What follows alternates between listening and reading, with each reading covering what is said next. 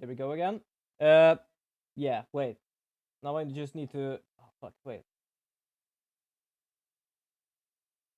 Oh, now I know why. That's the Elgato one. Wait, hold on. Fuck it. Shit. God damn it. Audio output capture. Desktop. There we go. Back to how we were. Back to how we were. Okay. Oh, wait. Okay, can I actually do that? Oh, what's the projector? Is it gonna work?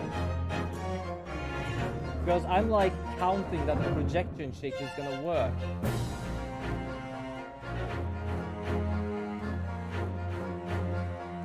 God damn it, apparently it doesn't work. Or it does work. I don't know, wait, hold on. We'll do this.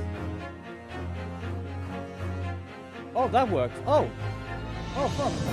Apparently I cannot use the whole fucking scene then. Oh, now I can use the whole fucking scene, okay. Can you explain to me what's going on with Streamlabs? Yeah, wait, hold on. I cannot tell you out of my own ass right now. I actually have to look it up because I cannot memorize it.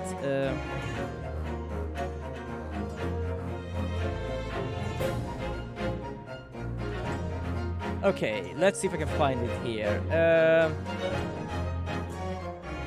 No. I'm gonna see if I can find it here. If I cannot find it,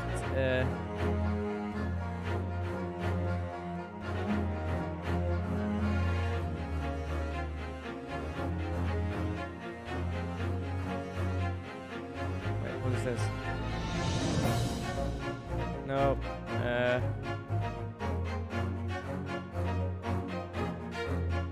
Vehicle.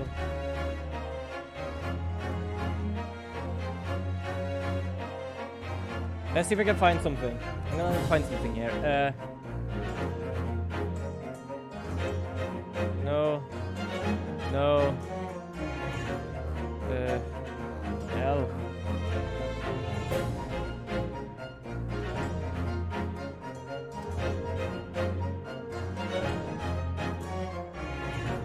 Oh, here we go, I think. I think I found something.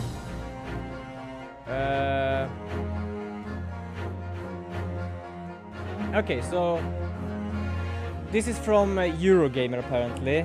So update the 18th of 11th. Streamlabs will now remove OBS from its name to avoid confusion with separate platform OBS, which is the one I'm using right now. As per tweeted from yesterday, shared below, we're taking immediate actions, remove OBS from our name, read tweet. Streamlabs OBS is built on top of the OBS open source platform. Streamlabs OBS is also open source and recorded publicly available. So before that, apparently, original story. Streamlabs yesterday announced the release of Streamlabs Studio. A new product brings web-based Twitch streaming to Xbox and... Oh, hello, Ripipip. Hello, welcome. I'm fine. I think I'm more or less getting a cold, probably under the week or something. Also, I have to change to OBS right now because I used to use Streamlabs OBS, but because of a lot of rage right now, I have changed to normal OBS. I'm just like reading the news because Gavin was a bit curious of why. So, Streamlabs yesterday announced release of Streamlabs Studio. A new product brings web-based Twitch streaming to Xbox and uses cloud capture to remove the need of capture cards. Now it has been announced of plagiarism from rival companies. Top streamers including Pokimane have also chimed in and threatened to move to other services. Livestream is a web-based streaming studio that similarly allow for console streaming without a capture card. The company's Twitter account shared an image of their website alongside of Streamlabs Studio saying, "Hey, can I copy your homework?" Oh yeah, sorry, no problem, I see that, that's a bit too loud now. There we go, thank you.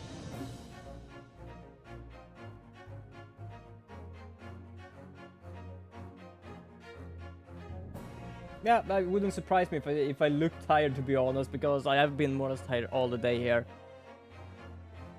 So the images shows two websites side by side with almost identical layouts, copy and even quotes from users.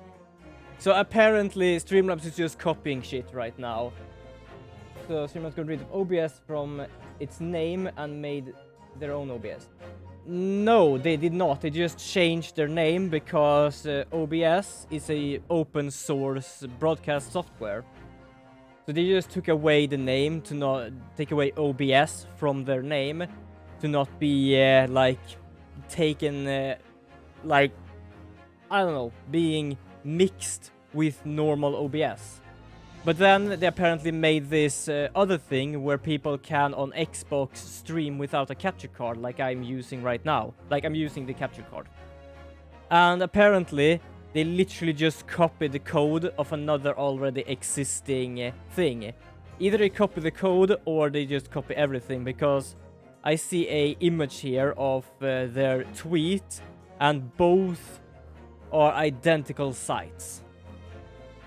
So right now people, especially streamers, are raging a lot of Streamlabs for being an absolute asses. So Streamlabs apparently just answered the tweet. We made a mistake. Text on the landing page was placeholder text that went into production by error. This is our fault. We removed the text as soon as we found out. Our intended version is now live. Lightstream team is great, and we reach out directly to them to apologize. And then OBS. Near the launch of Slob, Streamlabs reached out to us about using the OBS name. We kindly asked them not to. They did so anyway and followed up by filling a trademark. Yeah, so apparently the Streamlabs OBS wasn't supposed to be called OBS because they literally just asked for the name, like, no, you cannot use it. And I'm like, okay, we're gonna file a trademark then. Like, what the fuck? We have to face with confused users, even companies who do not understand the difference between the two apps. Support volunteers are sometimes met with angry user demanding refunds. We had interactions with several companies who did not realize our app were separate. So, yes, because I used to have these things down below that told more or less the recent follower, recent donation, and how many followers per stream. I cannot use that now because that was a Streamlabs thing, and when I turned it over here to OBS, it just became bare text. So literally what I'm doing right now is nothing more than just raw streaming, because I have not been using OBS since more or less made this computer, which was like 2014 or something like that. So yes, people are not really happy. I know of one that is a partner streamer on Twitch we have been following for a long time now, called Nomadia. Yeah, let's easily say she just gave them the finger on stream. I always make my own layout.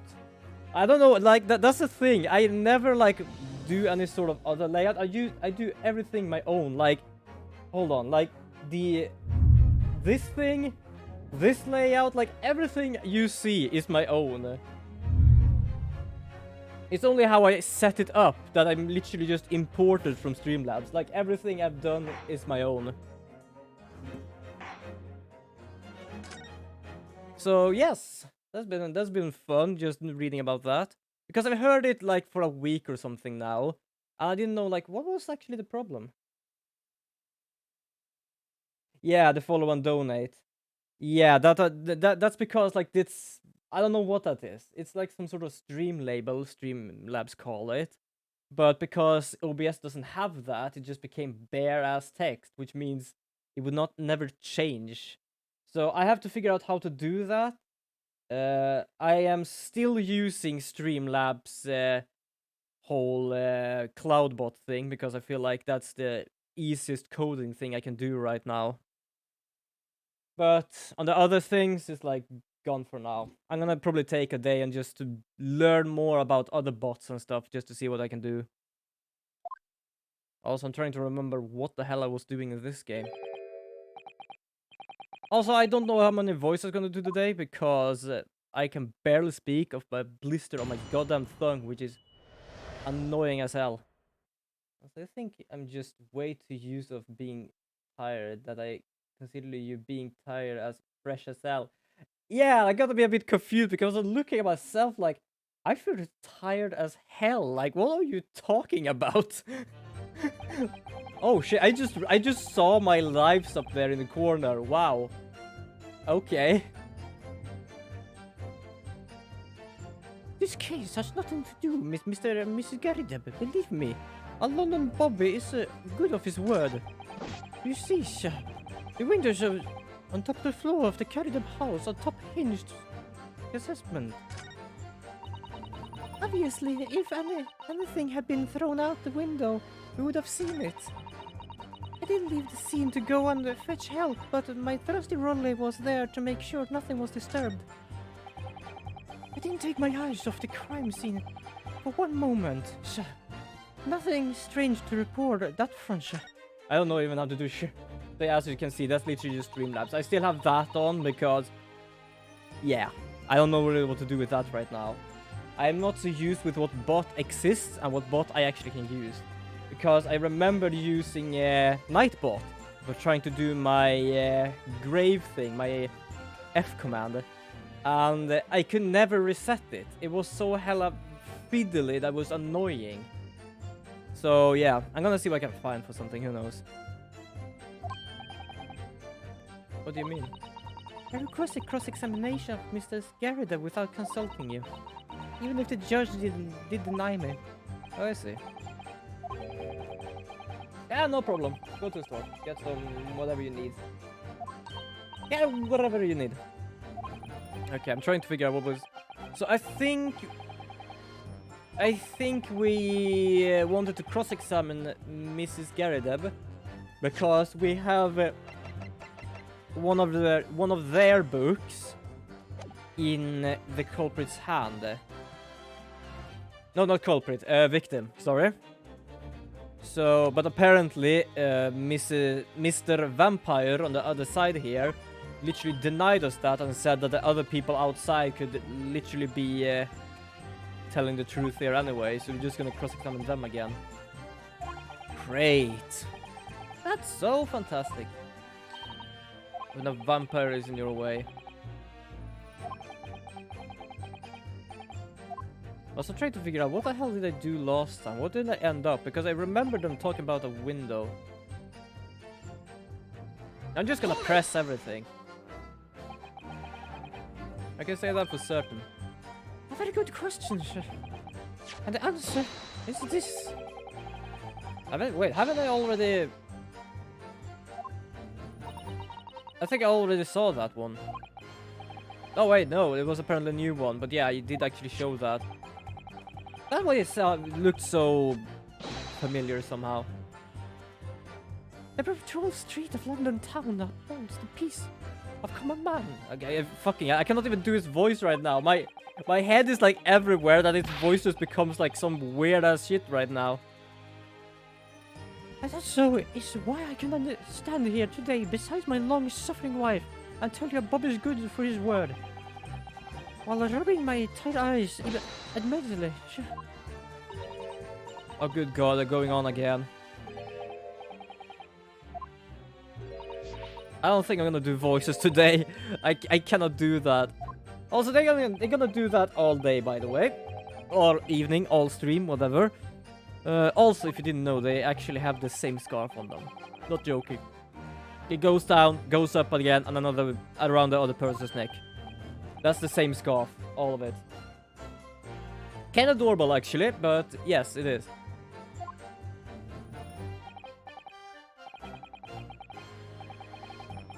Okay, so could you answer the question? Absolutely, I will answer it to the fullest of my abilities. I'm not gonna do voice. I don't know why, but my head right now is just like, wait, what the fuck am I doing for something? Like, his voice was just like, what am I gonna do here? I remember more or less what I'm gonna do, but I cannot do it. There's a surprise reason why Mrs. and Mrs. Garrideb's domestic dispute can't be related to this case. But before I go to that, We're gonna take a nap, isn't he? So apparently they work like every day from morning to evening. They wake people up, they walk 20 miles, and around the evening they light the gas lanterns.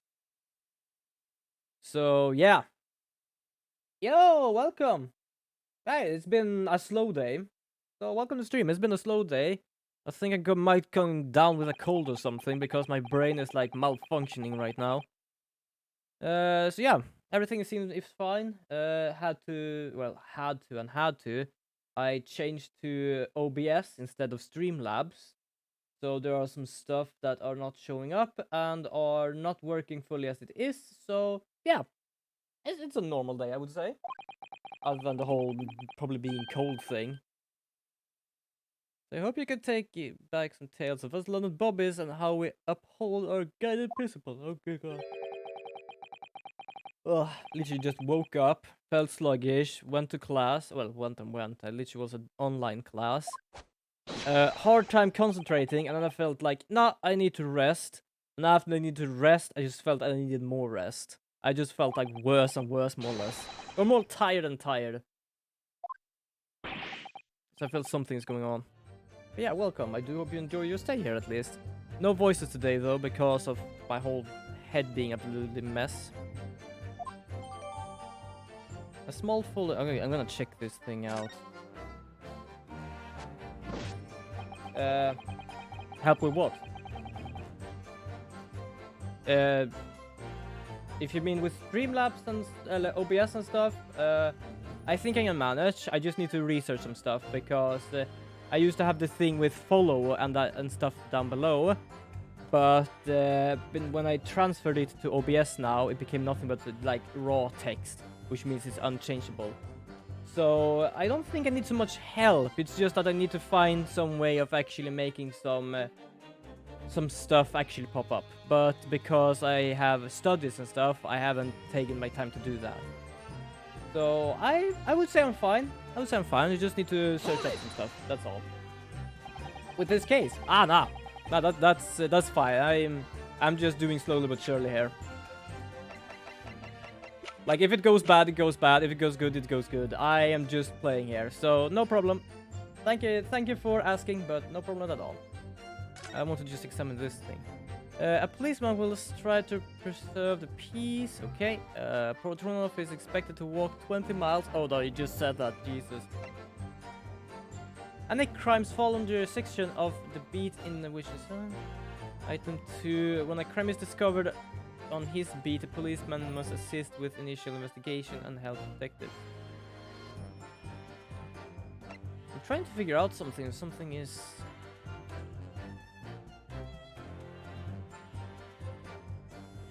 I'm very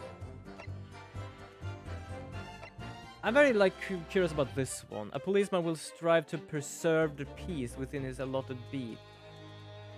Hi, Troll Girl, welcome to the stream. Does that mean that it's a dispute between Gary that would actually be his jurisdiction in a way? Or which mean they don't open fully? Yeah, they explained that last time, that the windows are like just half measly opened. Which means it would have hit that. I'm fine. I think I'm coming down with a cold because I woke up sluggish under class. Felt I needed to rest a bit after that, and after that I just became more tired and tired. So probably a cold, but else I'm fine. Also, I have tried to change as much as I can from Streamlabs to normal OBS right now. Also, I'm not doing voices today because my brain cannot keep up with keeping their voice up.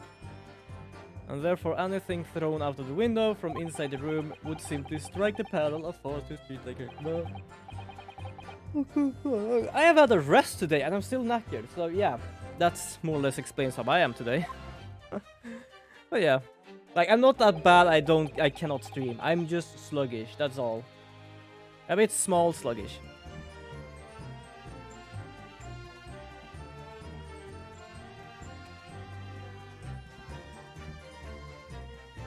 Oh, not you as well. Hold on. I don't think the music is different, but Gani asked me about my microphone before. As I said, I changed streaming software, so now I'm confused about what you're hearing.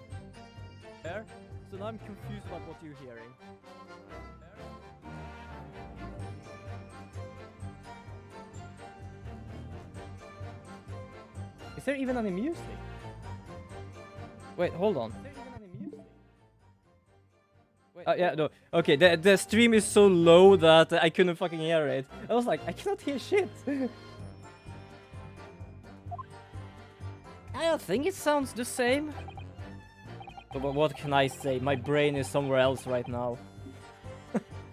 I'm not joking. I tried to keep up with the police's voice, and I didn't know what the fuck to do there. That's so hella funny. Just like, what am I doing? Yeah, so I think I might also have to find another bot to deal with things. I'm gonna see if I can learn a bit more about Nightbot perhaps, or some other bot. I'm gonna try and like go away from Streamlabs as much as I can. Apparently Streamlabs have been done a bit of a boo-boo against companies right now. And many streamers, even high-standing ones, literally have given them the finger. Not joking. Not joking. I didn't have anyone to check yesterday on streams. I watched Lumadia, but it's been a long time since I watched it because I've been watching a lot of my comrades in arms, which is the ones you can in this little team here, for everyone that didn't know. And yeah, like she explained she has set everything up on OBS. Hopefully things goes right, but it's been a hell to deal with. And she just said thanks Streamlabs and gave them the finger through the camera. Like, not even a joke. And when I say high standing, like she is a very good streamer. She's a high streamer, I can tell you that. So yeah, not. Oh wait, you see, I helped with investigation yesterday. Okay, why did you react on that thing? Hello? Excuse me. So that's fun when people just realize that, oh crap, it's actually other people. Ah, welcome, Guns of the Hellgas. Welcome, thank you for the host. I do all enjoy it here. I kind of forgot about those two as well, but well, I more or less just reminded myself of, oh, alright, those two. We're gonna see a lot of cuddly things today. And that's not even like remotely there. Yeah, thank you so much and welcome. I do hope you enjoy, all of you enjoy the stay here. So, why did she react? Yes, that's a bit fun because Gani literally just asked, why don't you just do that sound as something? I just thought like, yeah, why the fuck not? So I have Maiden of Blackwater glitch in the wall ghost sound effect for my hosts. I was just remembering, that's all. What did you remember? We really were so lucky. With what?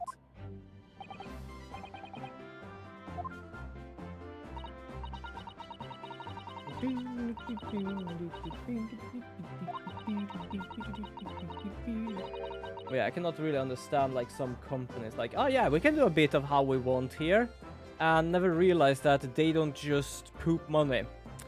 They literally have pissed off streamers and made them change to another streaming software just because they got pissed off. And like, yeah, I think you just made shit worse for yourself. That's good. Well, not really good, but, well, probably they learned a lesson. Yes, that's Street, Briar Road. That's the boundary between Rolly Speed and the next one. Isn't that right? I don't know, because he never answered.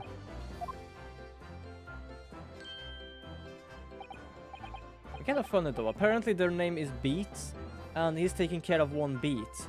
Like literally, I think it says somewhere here. Yeah, beat. It's allotted beat. I never heard about that word before. Never heard about that. That's a bit of a new word for me. I guess that's right. That's the reason I was helping out with the message. interviewing the occupants of the Gary Deb household yesterday. Their house is on my beat, you see. Wait, does your beat end in the middle of the road? Because you needed to get the cop for the other beat. But everything happened on the other side of the street. Like, so what he's telling me here, if we have a map, is that his beat is here, Mr. Gary Debb's house. Mr. and Mrs. And they needed to find another cop for this place, because this is not his beat. Does that mean it actually literally just ends in the middle of the road? Oh, okay, sure thing. Apparently that's where his 20 miles stopped. Constable, I wonder if you could clarify something. If the Gary Deb household is on your beat, does that mean that the apartment next to it is as well? Outside Mr. Gary Deb's house? Yes, ma'am. The apartment on that side of the road is part of my beat. I see. I was unaware of that. That's interesting. Okay, that's a stroke of luck or whatever. Just think, if the woman had been attacked just on the other side of Briar Road, we would have never been able to go for that meal to celebrate our wedding anniversary.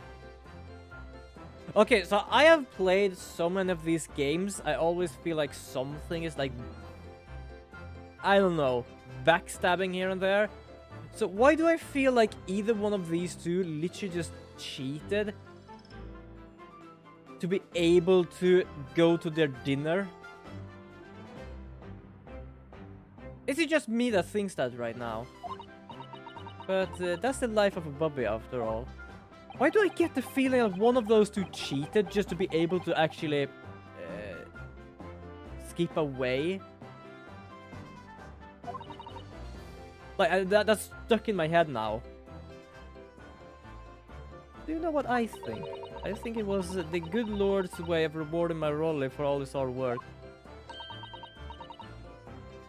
Like, I feel like that cop is like me right now. So I don't think he was even aware of what's been happening. I get the feeling she did something. That must be it. That must be. Yeah, that's also the answer. That must be it. Like, oh, that must be it. Like, I don't know really, but I trust your judgment. Apparently one person is talking for two here.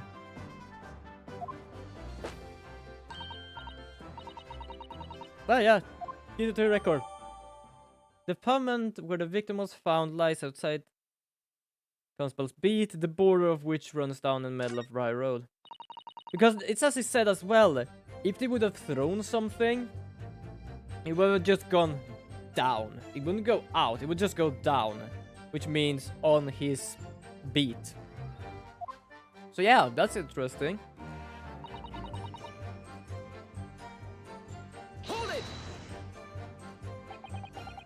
Like, I smell foul play. According to my notes here, the sun had gone down already and it was dark. I even have some small sniffles right now, goodness sake.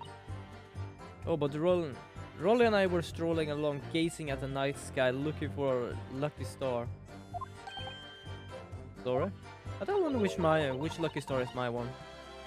The star that will guide us to eternal happiness, okay. I'm never gonna take it that far, but why not look for Lucky Star? I get a feeling like looking for luck will be more or less as long time as looking for Lucky Star. It's more or less it takes the same amount of time. It would have lit up like a shooting star. Okay. If I've seen a shooting star, I would have made a wish upon it. 3 times at least, holy crap. Of course, what with the smog and everything, we couldn't actually see any stars. So, in short, you're trying to say that neither a book nor a knife crossed the sky before you.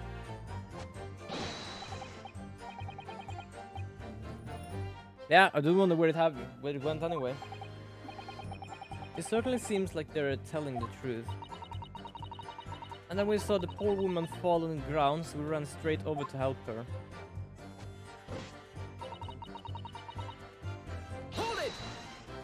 I still smell foul play.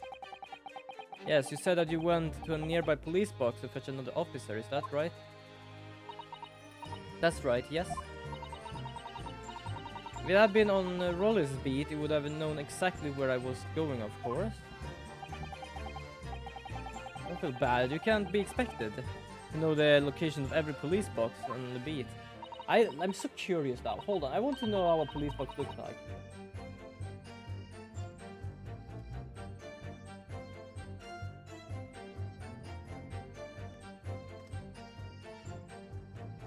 Oh, it's literally just... Okay, I more or less thought it might be something like that, but it kind of didn't cross my mind fully. It's literally just TARDIS. Okay. I don't know why that actually got lost from my head. I kind of forgot about that, but it's literally just a TARDIS. Okay, I completely forgot about that. And there they go again. It's gonna be a lot of that today. As long as they are in the witness stand, it's gonna be a lot of that. So I suppose I will go gone for about 15 minutes. But like I said, my role was to see the whole time, making sure nothing was disturbed. I hope she didn't take the wrong police box. I was literally just talking about TARDIS. Like, who the hell knows? I was off duty at the time, of course, but a true Bobby is never really off duty. Yeah, I think you have said that many times.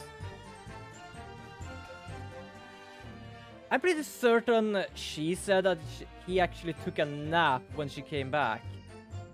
So, literally, I didn't take my eyes off the crime scene. I think that's a bit of a lie. That's correct. I had my eyes wide open the entire time, never looked away for a second.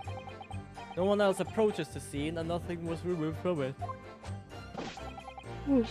I can swear to that on the yard's honor. Really, that seems a little strange. Beg your pardon, strange? Seems altogether regular for me. This burnt copy of the Lion's Pride was originally in the Garrideb household. So the question remains, how did it find its way into the hands of the victim? Can you shed any light on that, seeing as you were at the scene of the crime the entire time? Yeah, that's kind of funny, because the vampire on the other side, which you might have seen already, literally just said, nothing flew across the sky. Yeah, sure, it didn't flew across the sky, but apparently the book magically appeared in her hand. So, like, that needs to be explained.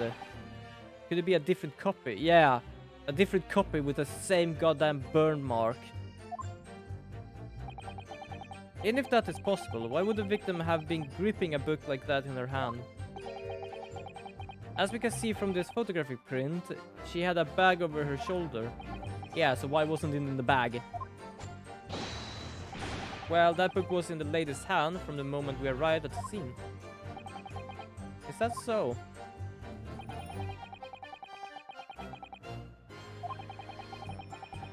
Yeah, like, these two are like a bit odd here.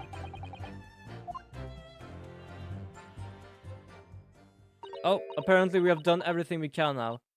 Can I please ask you something, Mr. Lawyer? Okay, he's gonna ask me something. Yes, of course. What is it? You're doubting us, aren't you? Yes, I am! How could you tell? Well, I was also... Wait, I'm pretty certain when last time she did this, she literally did give us some sort of clue. Please, I am doubting you.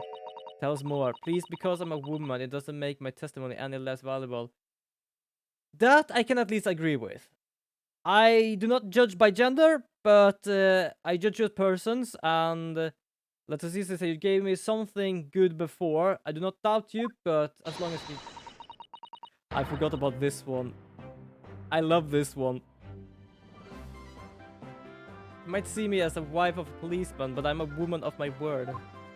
I was about to say I don't doubt that, but I literally said I smell foul play. So, which means I actually did doubt them. Great. No excuse, I don't want to hear it. And there we go with the strangling grip again. My voice will be heard. My lord, you let me speak, won't you? Yes! Oh, speak on. Like, even I appreciate that. Yeah, I do love that. I feel like I'm just gonna have that as a sort of GIF or something. I think that each time I play this game, I'm gonna just have a GIF on Twitter with that one. That Japanese man thinks a policeman's wife's word accounts for nothing, does he? Just gonna have this one. Just doing that. That would be absolutely fantastic. Duly noted, Miss Beat. Please, I humbly ask you to continue. I don't know, but as long as it go off script, I don't actually care. I know what I saw. My eyes never let me down. The sense of direction is a little off sometimes, though. You did say that before. You did say that it took you 15 minutes before. Wait, was this actually more?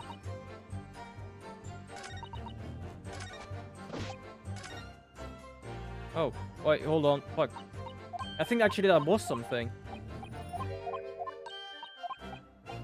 Hold on, I'm just gonna skip this. I think that was something. What? Wait, what? Ah, come on.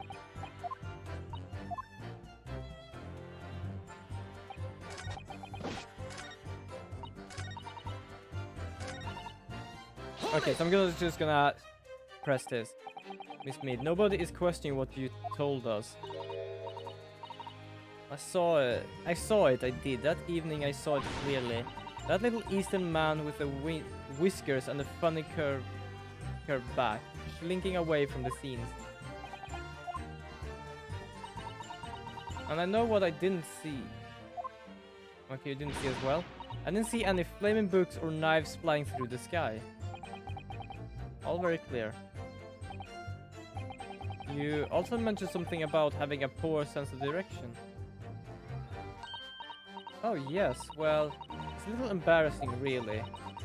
I'm always ended up the wrong place when I made arrangement to meet Rolly. Hello, Excuse me. What's up with you? Hello, what's up with you, mate? Is there a problem? Yeah, is there a problem? Tell me your secrets. Oh, I don't know why, but each time I just feel like having to do that sometimes. But how long was it ago I actually streamed that? Hold on, I'm just gonna check because I'm just like curious. I'm gonna go to my videos. No, my playlist. Just want to check here. I'm just gonna play up. I'm gonna do that. When was this last one made? Does it say somewhere? Hold on. 2018. How was it that long ago? Well, it was long ago, but not that long. I was just curious because it actually comes from a playthrough of another code R. If you're wondering what that game is for something, I do recommend you check out my YouTube channel because I have a full playthrough on that game over there. And that's literally where I got Tell Me Your Secrets from, because I say that more or less every goddamn time. Well, in a way, yes. I was just remembering that the same thing happened that evening, is all. What happened? That she couldn't find the same place. You mean Mrs. Beat lost her way on the night of the incident? Well, you see, I sent her off to find the police box in the next beat over from mine. But she gone a fair bit longer than I was expecting. I thought she'd been back inside 10 minutes, but my darling was gone a good 15. Yeah, she told us before. Because of the... But the reason I was so long was because of the bouquet. Yeah, even I'm confused. What bouquet? Sorry, what bouquet are you talking about? Oh, it was a present for a wedding anniversary. You saved up for it with hard things and happiness. Happiness? How the hell do you pronounce that? Happiness! Jesus. He found in the gutter while doing his rounds. Oh. Yes, how romantic. I've forgotten all about it until just now.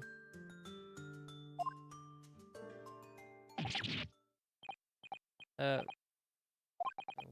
but that was just between us. Not talking about it anymore to anyone else, darling. You have to promise, okay?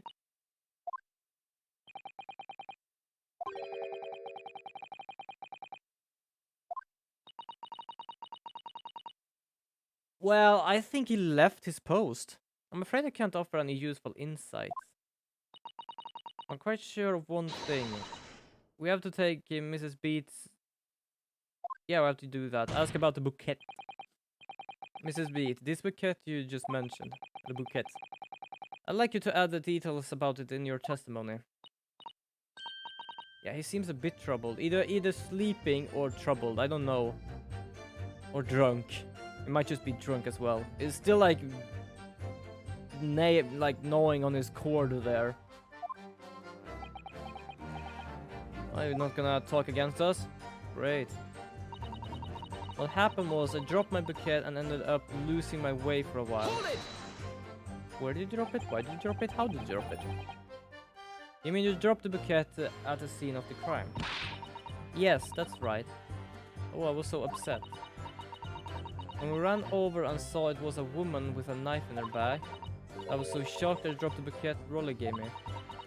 I was also in a dark spot where the streetlights aren't casting any light, so I didn't notice at first. And then you went to the police box to report the police man whose beat it was on. Me and reading right now, holy crap.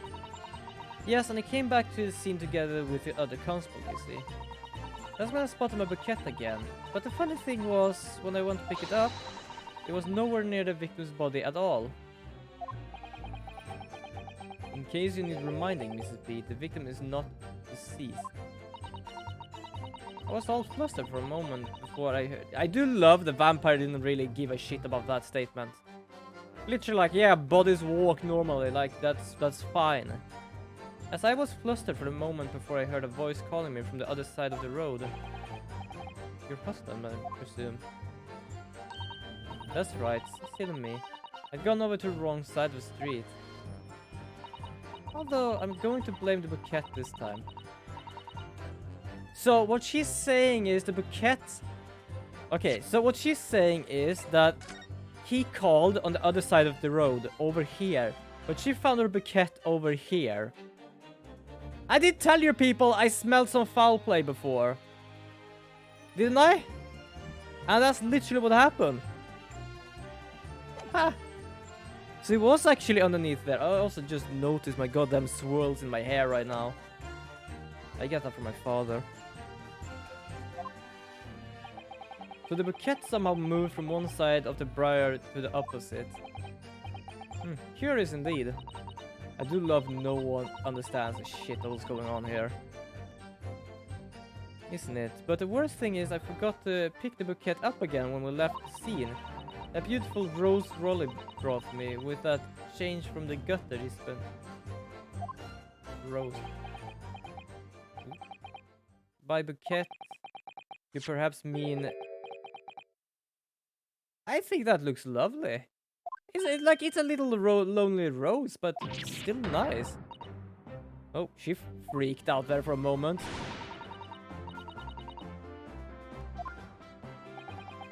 Maybe just call it a rose.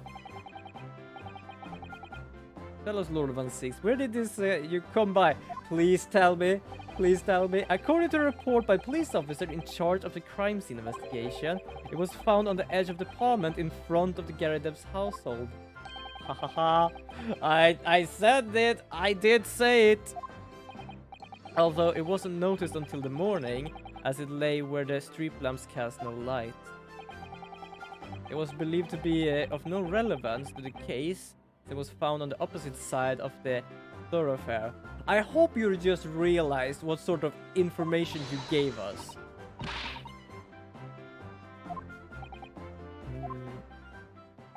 No. I think for good measure, this road should be added to the court record as evidence. You can have it back later on, but I think something's gonna happen to your husband soon. Either we are gonna do something against him, or you might. Or, well, technically worse than what this is, because apparently that's just still going on. Yeah, you'll have that back. You'll have that back. Hold it!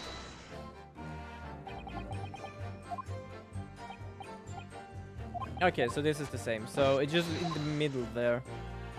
So now we have a rose. Does it actually say what a rose came from.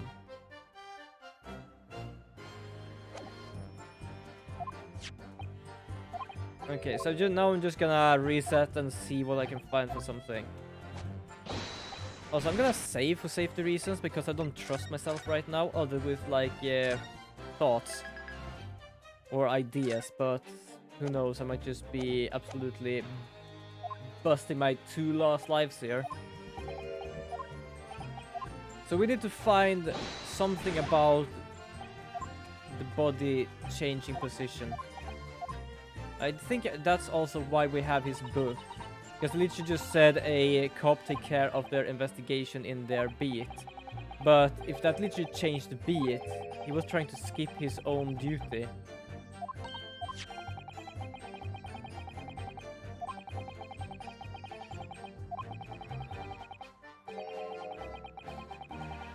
Yeah. Absolutely. Just need to, yeah, I just need to find where. I just need to find where I have to take it on.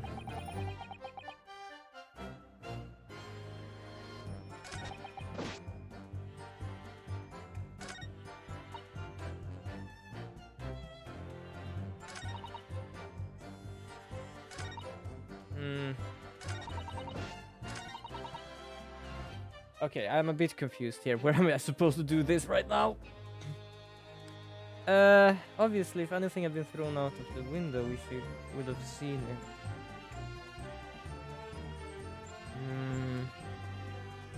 So, I know I have to use the rose. This thing is just to be able to take him on, because a policeman will strive to preserve peace within his allotted beat. A truant officer walks 20 miles. Any crimes fall in jurisdiction of the beat in which they are discovered. When a crime scene is discovered on his beat, a policeman must assist with initial investigation. So that literally was supposed to be used when we find out it has been in his beat. So the rose is a proof that this is in his beat.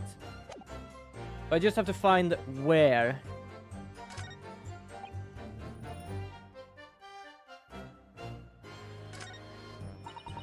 I'm just a bit curious of where. Is it here?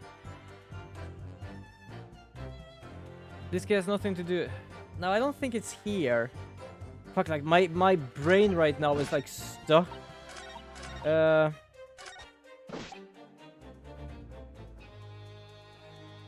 Okay, I'm gonna do this.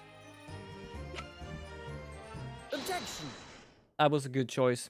That was a good choice. Because I didn't take my eyes off the place at all. But if that was true, then he would be able to know where the rose were. But the rose changed place, so... Yeah, it was a bit of a quick decision. It was literally just like, I didn't take my eyes off this place for seconds. The rose changed direction. I take this one. That's like the only thing I could say there. So yeah, that's why there was such a quick decision over that one. In your testimony right now, Mr. Beat and Mrs. Beat. Ooh.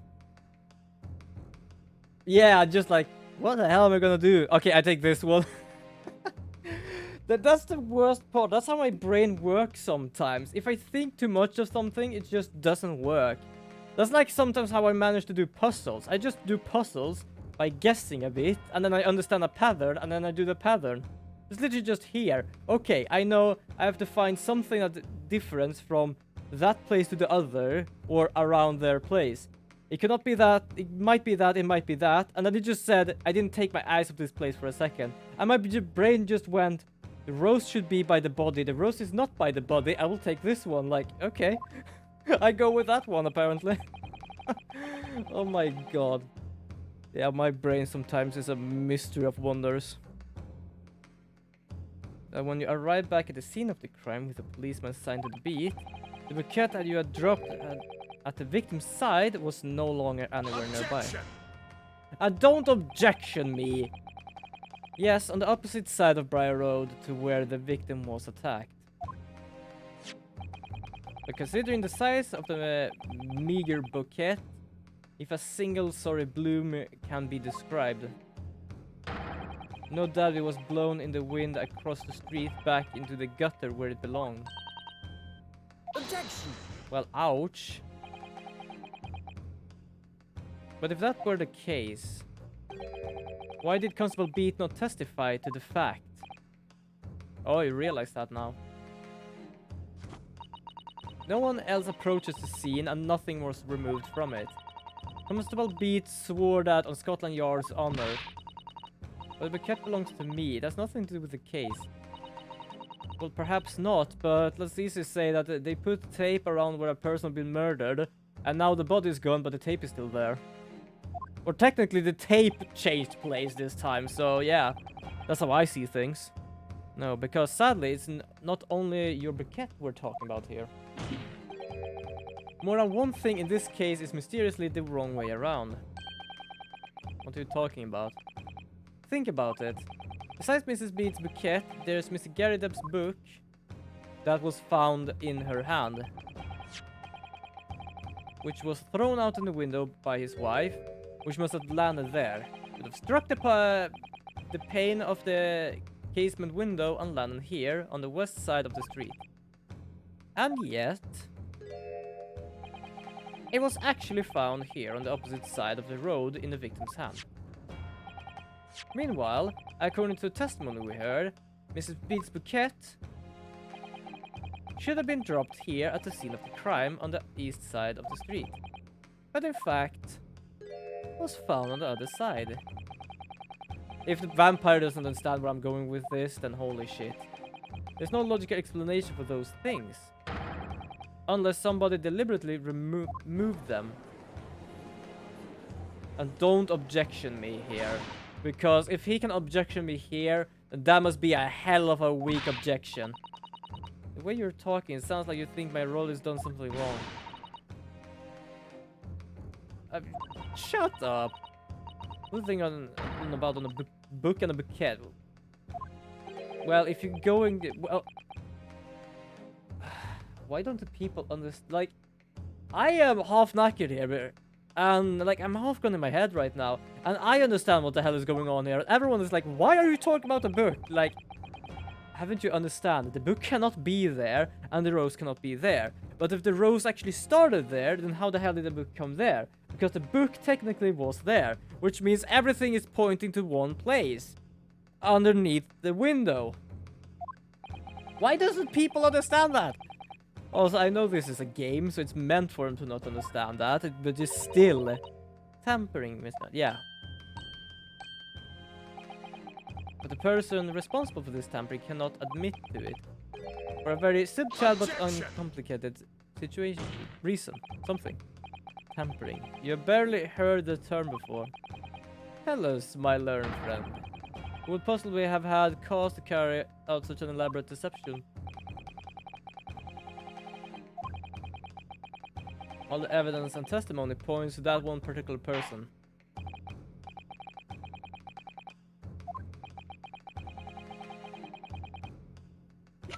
Well, there's only one person. BAM! Obviously, there's only one person it could have been. Constable Rolly Beat. A policeman, a member of Scotland Yard. I do wonder what his wife is gonna do with him, because I was wondering what we're gonna do with him, but to be honest, she loves him so much because of being a cop, but they literally just broke one of the cop's laws, so I'm just wondering what the hell she's gonna do with him. I'm like worried about him. Mrs. Beat, you said in your testimony that your husband asked you to go to a nearby police box to fetch the officer on duty. The 15 minutes that you were absent from the scene is the only opportunity anyone had to tamper with it.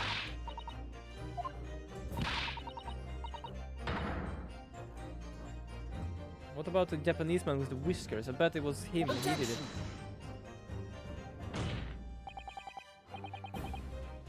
Ooh. That would be something. But with thought of her already strangling him, I feel like something worse is gonna happen. It might be that it's just being dumped. I don't know. I like just think of the worst imaginable thing right now. And forgive me for pointing it out, but you dropped your bouquet. It was after the defendant had fled the scene. Objection! First you make accusation about... Shut up! Seriously, he's literally just trying to stop us from continuing this. But I feel like he has no way of just going back with this. And now you incriminate a policeman as well. But your accusation is like one very important thing. And what is that? Proof? Your claim the scene was tampered with. But there is only one reason anyone would commit such a reckless crime. To hide something.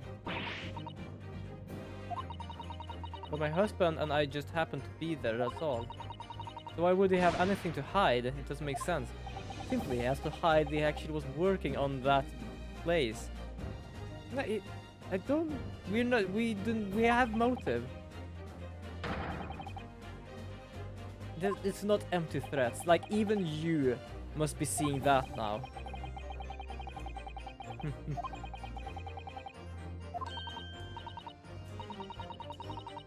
Oh yeah, I have at least. Yes, I know I have, so let's go on with it. I'm gonna make someone getting fired, probably. If you're mistaken, I'm sure you need no point reputation as a lawyer will be irrevocably damaged. With that stark warning in mind, you will now explain to the court a motive. It's kind of fun. They're always talking about my reputation being damaged, but what about the other guy? Like, I feel like there's no reputation they can ever lose for some reason. Possible beat motive for tampering with a crime scene. Where the victim fell.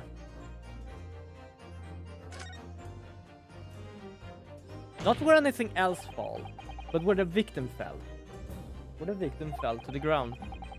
That is what his Bobby had to cover up at all costs. What? Yeah, you're very confused about that now, aren't you? You mean where she was attacked? Yeah, exactly. What are you talking about? We told you at the very start, didn't we? On the pavement of Briar Road, we saw it happen, remember? Yeah, he wasn't there. That's certainly very what everybody has been led to believe. And in fact, that isn't where the victim was stabbed at all.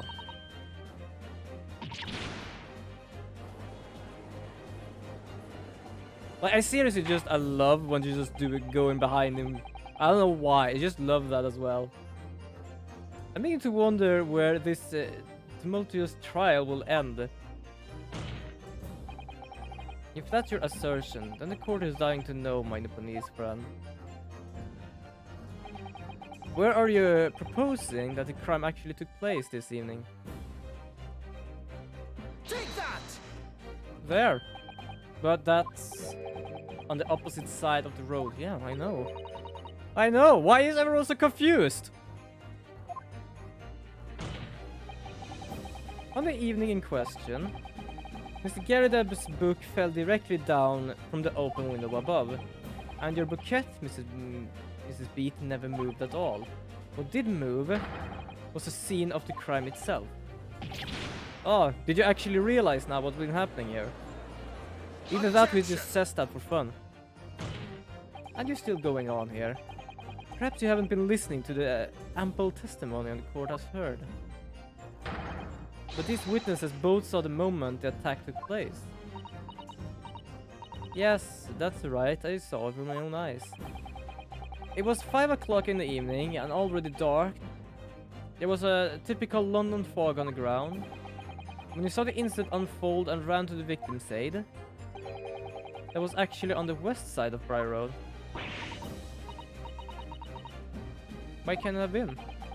Council Beat then arranged for you to be absent for a while by sending you off for help. And during the 15 minutes you were away, he transplanted the crime scene. He moved all the things shown in this print. The victim herself, the 4 books. He moved everything, in fact, to the apartment on the east side of Briar Road. But the constable overlooked one thing. Yeah, you realize now, didn't you? Exactly. Exactly. The prosecution told the court just a few minutes ago about the discovery of the rose bouquet. Lord Van Sieck said it wasn't noticed until the morning as it laid where the street lamps cast no light. Yes, it couldn't be seen in the dark, obviously. Which is why there was only the bouquet that was found in the original position on the pavement on the west side Briar Road. And that is the defense theory about what really happened that evening. Are we still going to have to fight this over? Because that, for me, that was literally just straight on. Well, I'm very sorry. I didn't mean to nod off again. Yeah.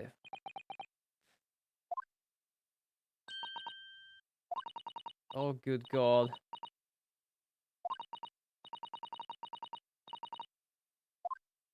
I'm just waiting for someone to tell him while he's awake, and he's gonna just lose his shit. I had a dream, a terrible dream. All the things I did that night. Everything come out, everything exposed. Oh God. He's literally sleep talking about the shit he just did. Even he is shocked. Well, it seems it wasn't a dream at all. He literally just fucking blabbed it out. Oh good God, that was happening if you cannot sleep in a month. What on earth is the meaning of all this? She still looks like him like that, okay. Moving corpse is criminal offense, isn't it? Why do I still feel he's like completely, utterly gone from this whole case? Constable, explain yourself. Why did you do this? As a respectable member of the Scotland Yard, your duty is to protect the good people of London. I can't say. What?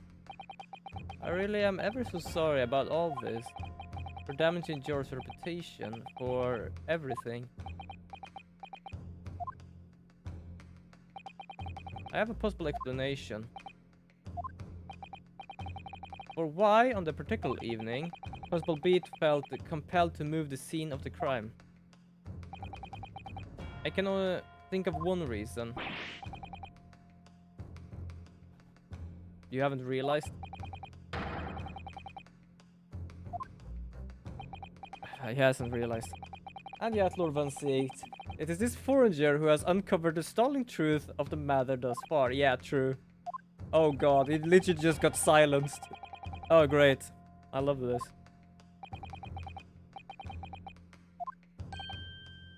Yes, my lord.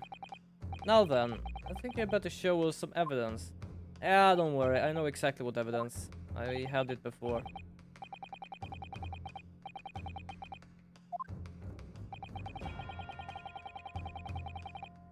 Yeah, mostly because we've already seen how much they cuddle with each other. So I know why exactly. Take that! Because it was supposed to work if he found that out. But it didn't want to work. I realize I'm a foreigner in this land and I have only just arrived from Japan. Which is why all this information about London's so-called bobbies is completely new to me. I've learned that honorable patrolling the beat is the most demanding work in the world, for example. Keeping the peace, looking after citizens on his beat is in all kinds of ways. There's no doubt that the young Bobby is changed with a great deal to do each day. Charged. For Constable Beat, the day in question was special. On account of this bouquet, my lord. It was our first wedding anniversary. Oh, he realized now, didn't he? Constable Beat had worked so hard to be able to afford this simple gift for his wife. I was so looking forward to taking her out for a celebratory meal. When he and Mrs. B stumbled upon a crime along Briar Road. When he saw that shadowy figure through the fog, it collapsed on the pavement ahead of them. What must have gone through the man's mind? Just on that one particular day, I was looking forward to celebrating my wedding anniversary. Mrs. B put up with a lot of being married to a Bob like me.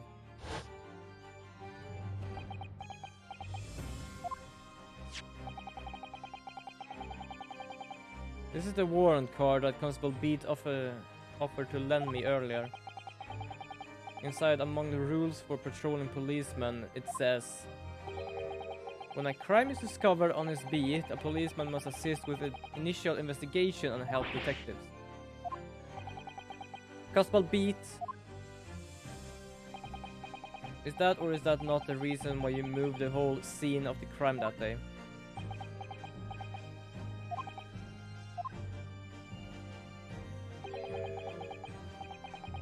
I haven't really seen anyone lose their shit today. I'm trying to remember. What was the last time we saw losing shit? I think it was... I think actually it literally just was the... what was it called? Shit. Willy Wonka, right? The Willy Wonka and the Potato Factory. I think he literally just became some sort of weird-ass madman. The first one I remember was that the woman that literally just flew away on her swan hat. Other than that, we've not seen any other trials, so no one else has really lost their shit.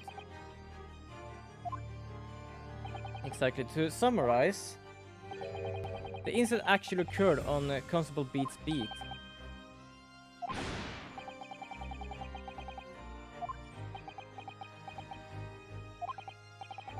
It was the first time since I became a copper that I ever cursed God.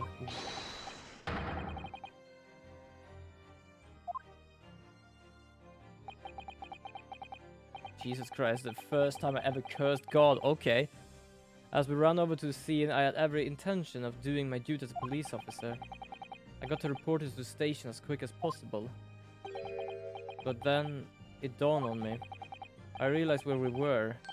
We were in the victim's way, where the victim was lying, and what that meant for me.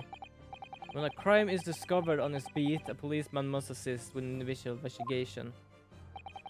Like, I can understand one thing. People really should remember their wedding anniversary. But I get the feeling that she wouldn't mind. Because what she loves about him is him being a copper. So I get the feeling that she would actually forgive him if he literally just went like one extra day or something. Now, I don't really remember if it was like just that he could just do this that day or something like that. But I just feel like if they just could do it the day after, it would be fine by her, I think. Or day after that. Like, until the case is closed. It was then when I opened my mouth to speak. It just came out. I couldn't believe the words that were coming out of my own mouth. We'll have to go to the police book that covers it. Turn right amongst Merchant Streets and then... So technically he used his wife's location disorder. What can you call that? I can try and figure. She gets easily turn around, if we say so, and use that as an advantage to be capable of like, oh yeah, this is actually where it happened.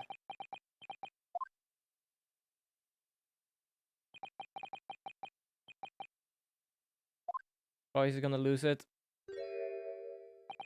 Okay, we have that sort of a thing at least.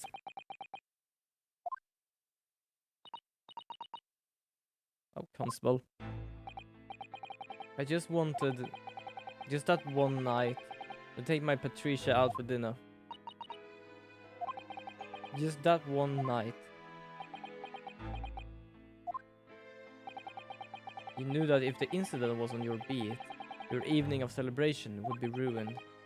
And so you decided to move the entire crime scene outside of your jurisdiction. Just across to the street to the east pavement of Briar Road, which falls under the neighboring beat's care. You see, I thought... Well, I was sure the victim was dead, you see. I beg your pardon? Of course it did. Otherwise my role would never have left the poor woman on the freezing pavement.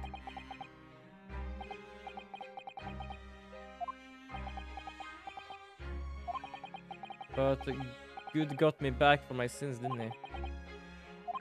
That's why I missed the rose I bought for Pal.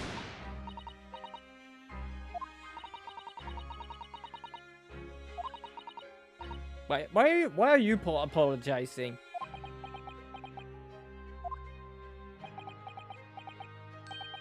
And can you tell us, Constable, how many books did you move from one side of the road to the other in total? 4. It was, yes, definitely 4. 3 of them dropped by Miss Natsume, and the 4th being one that fell from the window upstairs in the Garrideb household, of course. Oh, hi Lyra! Welcome! Yeah, and have a good night to you as well. I'm gonna do this as well because I remember that. So I'm gonna do a... Why do I have to be mindful of my own rules? What the hell? There we go. Do a shout out because Lyra here is one of the team members. Yeah, have a good night to you. When all the others were scattered haphazardly around, I mean... Oh well, that's because that's how I found it. How you found it? What do you mean? When I first ran over to the scene, the victim was already holding the book. So when I moved everything, I made sure it was still in her hand. For sure it was this book, The Lion's Pride. Ah, yes, no doubt about it. Interesting. Oh, we're not done here yet, apparently. We still have to figure out where the knife came from. Technically already figured that out, but it got shut down so fast because these two never saw a knife flying. But now we have proven that it did never fly, which means it can have gotten through the window. However, which way you looked at it, it had to be the fellow who ran off who done it, I thought. I couldn't see the harm, really. I didn't think of moving it all over the road would make a jot of difference. I suppose this is for me now. Holy shit, it became silent. My lord. Yes? Yes, Lord 16. I believe that concludes the cross-examination of the witnesses. It actually does. I can agree there. They have nothing more to say here. Constable, you may withdraw. I think you have had enough of this. What will become of my Rolly? What will happen to him? For now, you're free to go home. The police will contact you in due course. Please don't punish my husband. It's not your fault. It's because It's always because I'm moaning at him for coming home late. Okay, the whole like word moaning at him for coming home late just put me off guard there. I just managed to realize something. It has a lot to do about wives and husbands in this trial. These two are married. I know that Mr. and Mrs. Garridebs is married. And I know another person in the jury is married and managed to help us with the whole not having a fun time with each other thing. One last thing, Constable. Let this be a lesson to you. In a criminal investigation, every detail matters, however insignificant it may seem to you. You're the one to talk! You're always silencing my shit! And I was at least right this time. Carve that lesson in your mind. And never again make the mistake of tampering with the scene of a crime.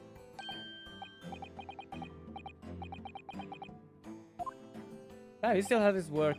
Leave now. This trial is not over yet. Just leave. But instead of just thinking of what you will gain or what you will not gain, just leave. Just take it.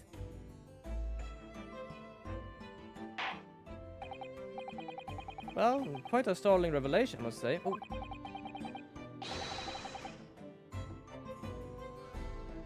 Wait, who is gonna be on their own? No, I don't think so. It literally said that next time, so what I understand is he's still gonna be a cop. And well, I understand she is never gonna leave his side. Never. So I think both of them is gonna be fine. Indeed, my lord. Oh, shit, where am I? Oh, there it is. I'm trying to find out where the numbers are this time so I know how long I've been streaming. I don't know any longer. I've changed everything.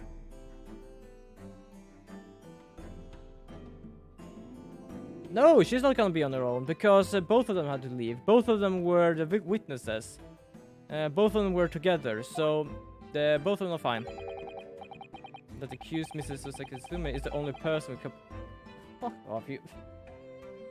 I'm pretty certain we discussed the whole throwing outside of the window, and he blew that away by saying it cannot fly away. And now we have proven that it's actually underneath their window. And it literally just says that accused Mrs. Susaki Satsuma is the only person who could possibly have committed this crime. Oh my god. Objection! This man. Sometimes. No, I disagree. Now that we know... Oh, jeez, what happened with my voice there? Bleed the hell. No, they keep both of them out. Well... Kick and kick. They were not needed anymore. That's all. They were free to go. Another person could possibly be responsible for the knife in the victim's back. Forgive me for being presumptuous, but I believe the prosecution is probably well aware of this possibility already. Lord Van Six, is this true? It is. It doesn't want to just confirm it. Name the person if you will, and if further investigation is warranted. The prosecution has no objection to the trial continuing. I do love it. Literally just try to just like, no, we have no idea who it might be. Oh, you're such an ass. Oh, you're an absolute ass. There we go. We already did this before. The defense would once again like to request the cross-examination of a new witness, my lord. Once again. I already forgot.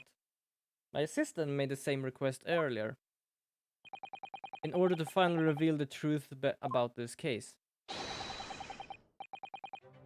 It's imperative that we cross-examine juror number 4, Mrs. Yuan Garideb. Oh dear me. Why are you objecting this time? That request has already been denied. I really hate him right now. That was denied because the knife could not fly outside the window. But it didn't need to. But it's different now. Mrs. Garideb, answer me this. What do you want now, you little toad? At the time of the incident, you were engaged in a violent argument with your husband, Mr. John Garideb. In the course of the argument, a minor house fire was ignited, and also welcome a viewer to the stream I'm holding.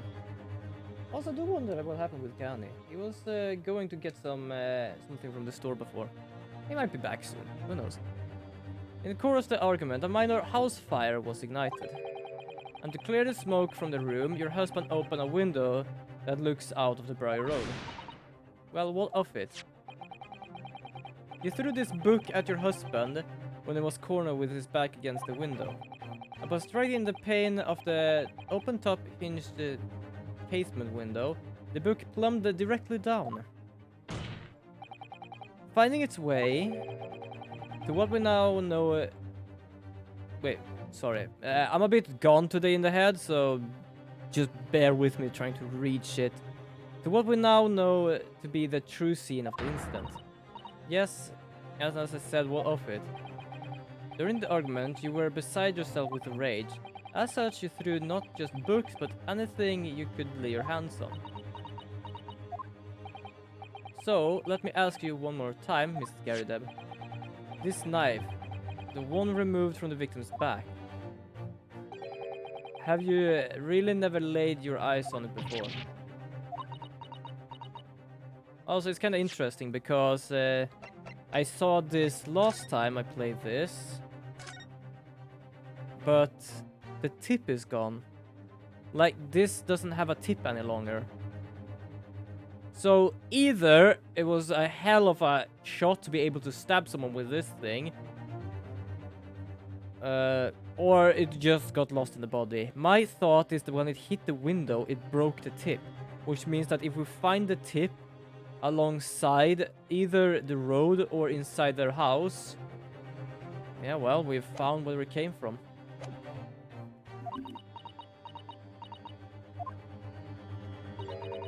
I don't recall it. Of course he's just gonna lie. I'm supposed to remember everything I picked up and threw at my husband. And anyway, the man over there in all that regalia said members of the jury needn't testify, didn't he? Regalia? I've never heard of that word before. What the fuck is a regalia? What is a regalia? It's literally just fine clothing, or more or less king's clothing or something, I think. I don't know. Regalia is Latin plural cantum word that has different definition. In one rare definition, it refers to exclusive privileges or of a sovereign. The word, okay, that might be it, because technically I don't think that man is British. I don't know. I don't remember really. I think he said it was from somewhere else. I think we learn about that when we search of von and van. The van is from some places and von is from some places. No, I have no recollection of saying that at all, juror number 4. Make no mistake, you jurors are not special in any way. You're not immune to the juridical process. Great. If you know something about this knife, madam, let the truth come out. But that's just a common or garden knife. It could have come from anywhere. We have several like that at home. If one went missing, how could you expect me to know? What's that? Are you joking? What are you saying? Please, Mr. Garrett. Yeah, so I do love that she's like the only one that has voted against us. And she more or less might be the one that threw the knife. I refuse to believe all this nonsense. I couldn't bear the thought that I'd injure someone. Do you hear? I couldn't bear it. But if you actually did. So yes, I want evidence. I want to see hard evidence if you're going to insist on this being my fault.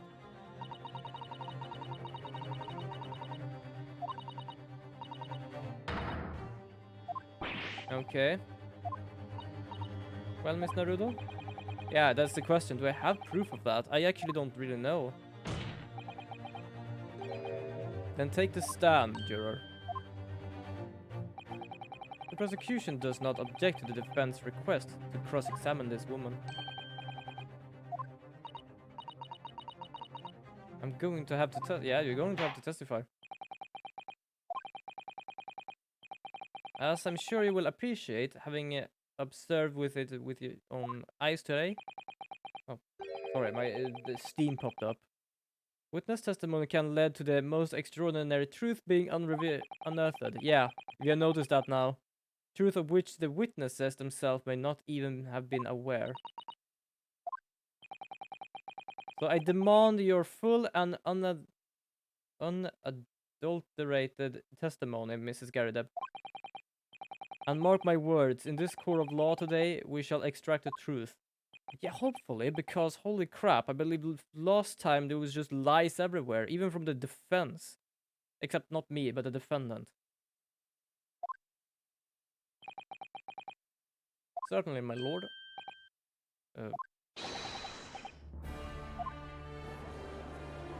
Yeah, I feel like that guy is a lot about the truth, but it's like very against all the time that it's just like, nah, let's just skip this. For the first time since arriving in this country, it actually feels real. Is it now his true powers awakens? I'm here in the Old Bailey, and I'm a lawyer.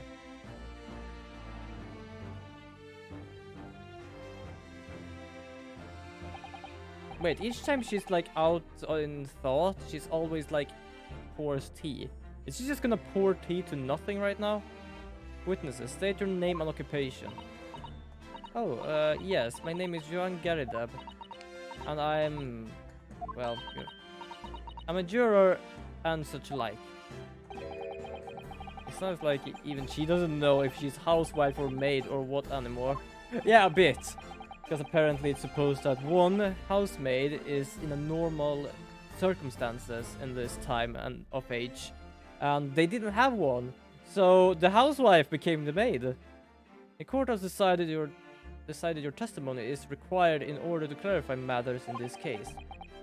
Do you understand, madam? Yes, my lord. You will tell the court everything that took place in your household on the evening question. Oh crap. And I warn you, do not attempt to hide the truth. Yo, welcome back, Yanni.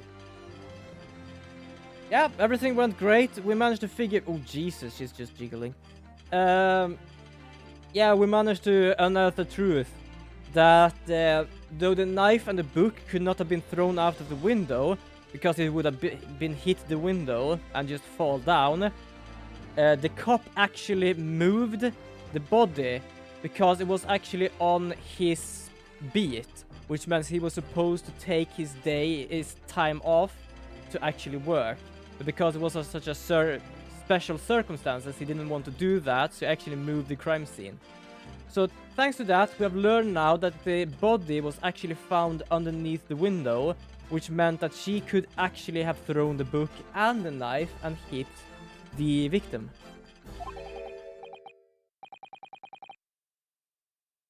Chin up, Joanne. Nothing to worry about now. Oh, where the hell did you come from? Oh, I didn't know you were here, John. Oh, apparently we're gonna have these two together. As I said, it has been a lot of wives and husbands this time. In this case. Wasn't only in the room that day. Wait. Wasn't only you in the room that day, old thing, was it? Rather think I ought to be testified as well, don't you? That is technically true in a way, to be honest. Well, what about your knee, dear? Don't you worry about that. Hardly notice it. I'm not the sort of chap to leave a comrade to face disciplinary action alone. I presume you are Mr. John Garridel. No, I'm his twin brother. Francais Garridel. Yes, sir. Former second lieutenant of the 3rd Regiment of the 4th Northumberland Fusiliers, sir. Jesus. Seen my fair share of action and now living the quiet life, as it were. Well, quiet as it can be. Already been under fire of flaming books. The quiet life. Were you not engaged in an incendiary battle with your spouse on the day question? Exactly. Quiet life. Well, yes. Quiet. Yeah, that's the quiet life, people. That's the quiet life. I believe this may represent at first in proud history of the British court. Calling a juror to the witness stand is unprecedented. However, the court will hear your testimony now, juror number 4, and that of your husband. You will recount clearly and consistently the events in your home at the time of the incident in question.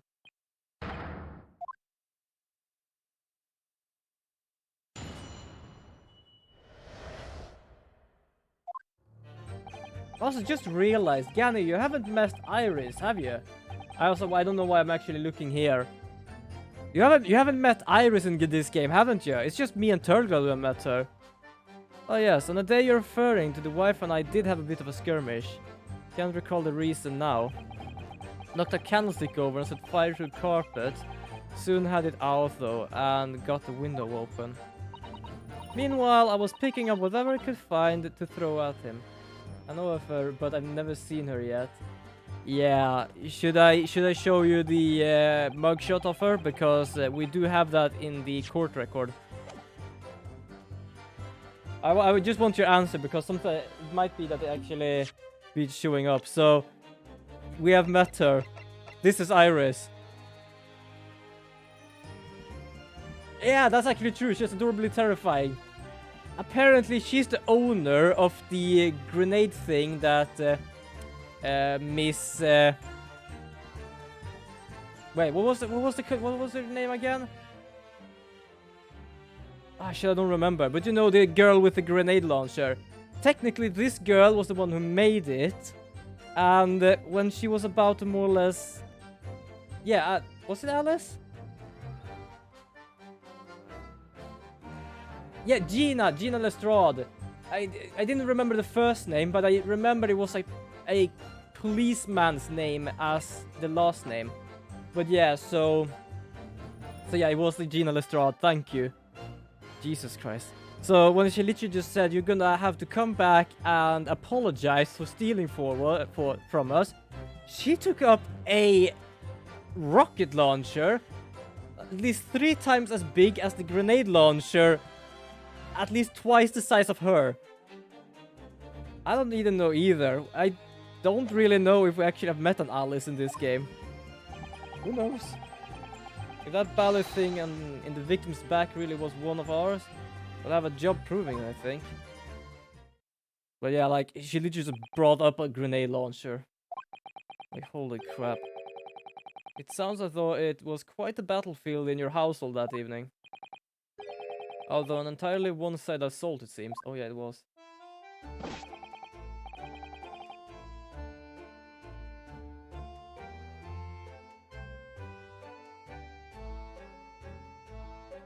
Wait, did I say Alice? I just read Alice in chat. Did I say Alice? I don't know. I don't remember. Fuck.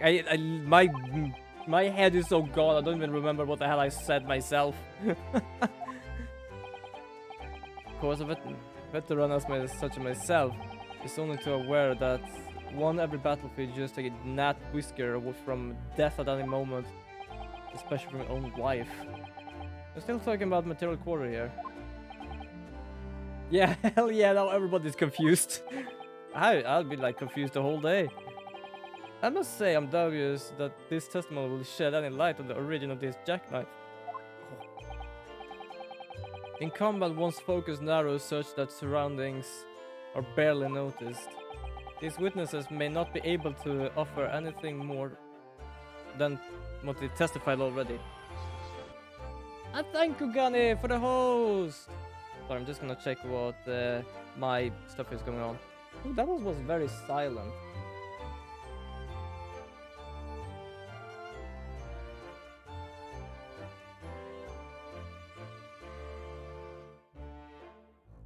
Just check his stuff. Just Discord. Just a bit of team chat. 1-6 might be right. Well, whatever the chances, yeah, we just have to continue. We're gonna press on. Pressy on. Pressy on. Pressy on. Very well, counsel. Begin your cross-examination.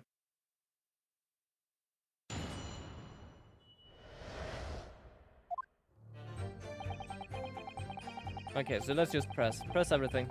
Hold it! Press charges. Press explosive charges. The reason is what you told us yesterday, I believe.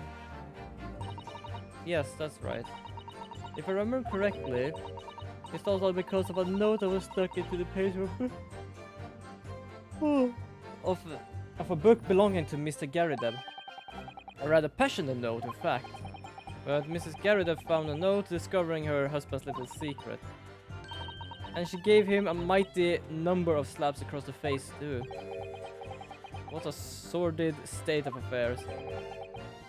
Hell on earth! He just says it like, it was not to me. I say, when a chap says he can't recall such a thing, it's commonly decency not to drag it all up. I just love also bad C's, just hell on earth. And besides, half of it was wide on the mark anyway. A likely story. Yeah, you already said that before. These waters run very deep. I don't know why we brought that up, but okay. And what transpired next after these multiple blows to the face? Well, mostly we already saw is like a new moon side apparently. Hold it! And the fire also spread to some items of furniture, didn't it? The bookcase, my armchair, anything of mine really.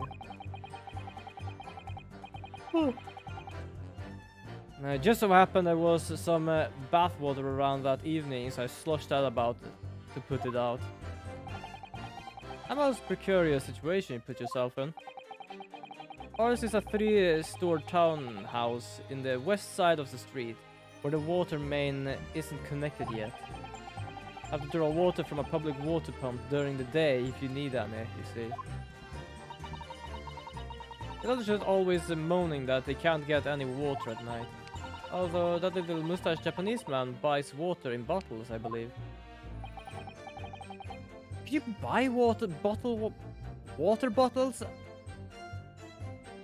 I don't remember also. Welcome, humble viewer, to the stream I'm holding. Hold on. When?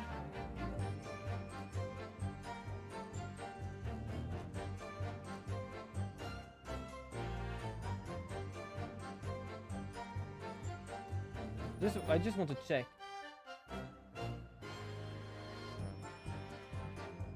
No, it just says the reason why you should stop buying water bottle.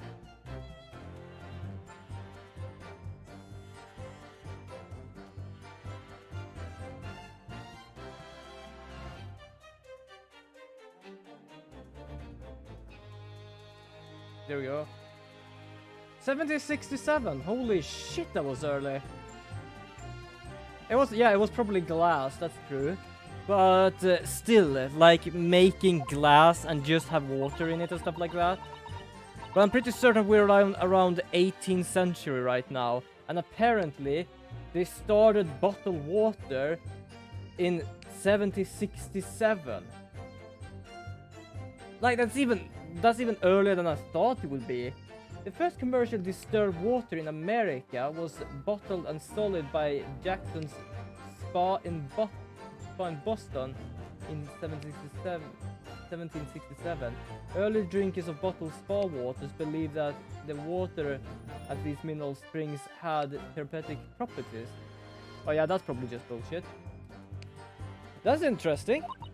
Hell, that was early. Can you imagine being able to brew a pot of tea all hours? He's obviously very well off. Have you actually seen the state of the man? I believe he used all his income to buy books. Well, anyway, the point is I was able to douse the fire in water, fortunately enough. Well, learn something new every day. Holy crap, that was early. Hold it! Because I can understand that you could make windows, you can make glass and stuff like that. I just like wondering how much could you actually make off it, because nowadays machinery does that. I feel like it was very hard to make machinery do too much of that. Just thought like making bottled water, wouldn't that just take like so lot of time? But then like, holy crap, that was early. That was actually shockingly early.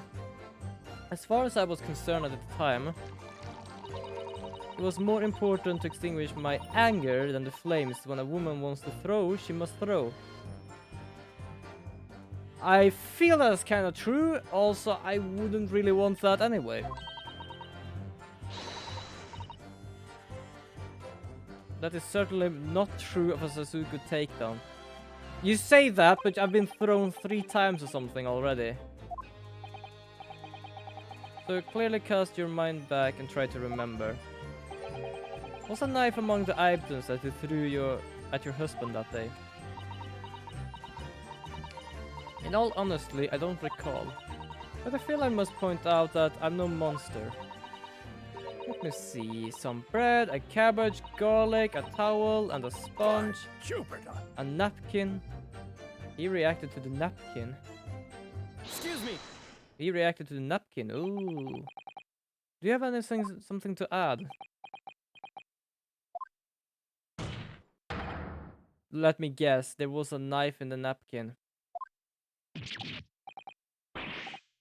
Don't shoot. Sorry, I beg your pardon. Vietnam flashbacks? Nothing of any significance, no. Just that a barrage of projectiles the old thing launched in my direction was somewhat more solid than it implies. Books, bricks, and the fire pockets, I seem to recall. Oof. like fire poking, literally just iron. Oh, fucking hell. I hope it didn't hit him.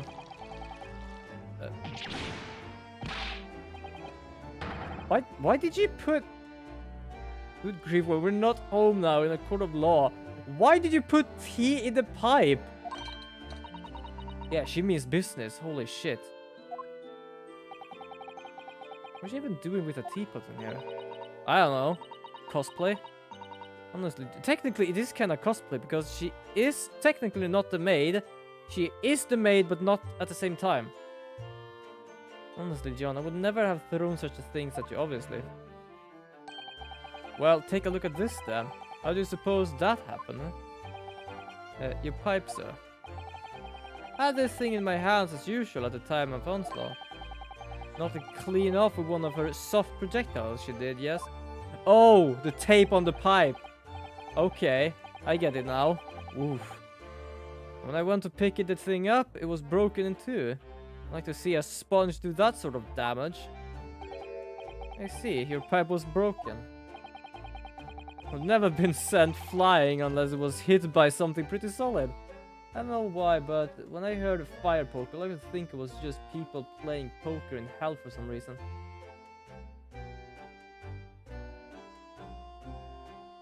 That's a thought.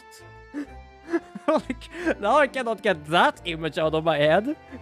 I was like, what in the hell? That was a random thought. Would never have been sent flying unless it was hit by something pretty solid, yeah. Anyway, I managed to bandage the thing up for now. Now I want to draw that. It's like the whole painting with dogs playing poker. Now we're gonna see the new painting. Poker in hell. That's something. I wonder what we could... Yeah, it could be in Porknut.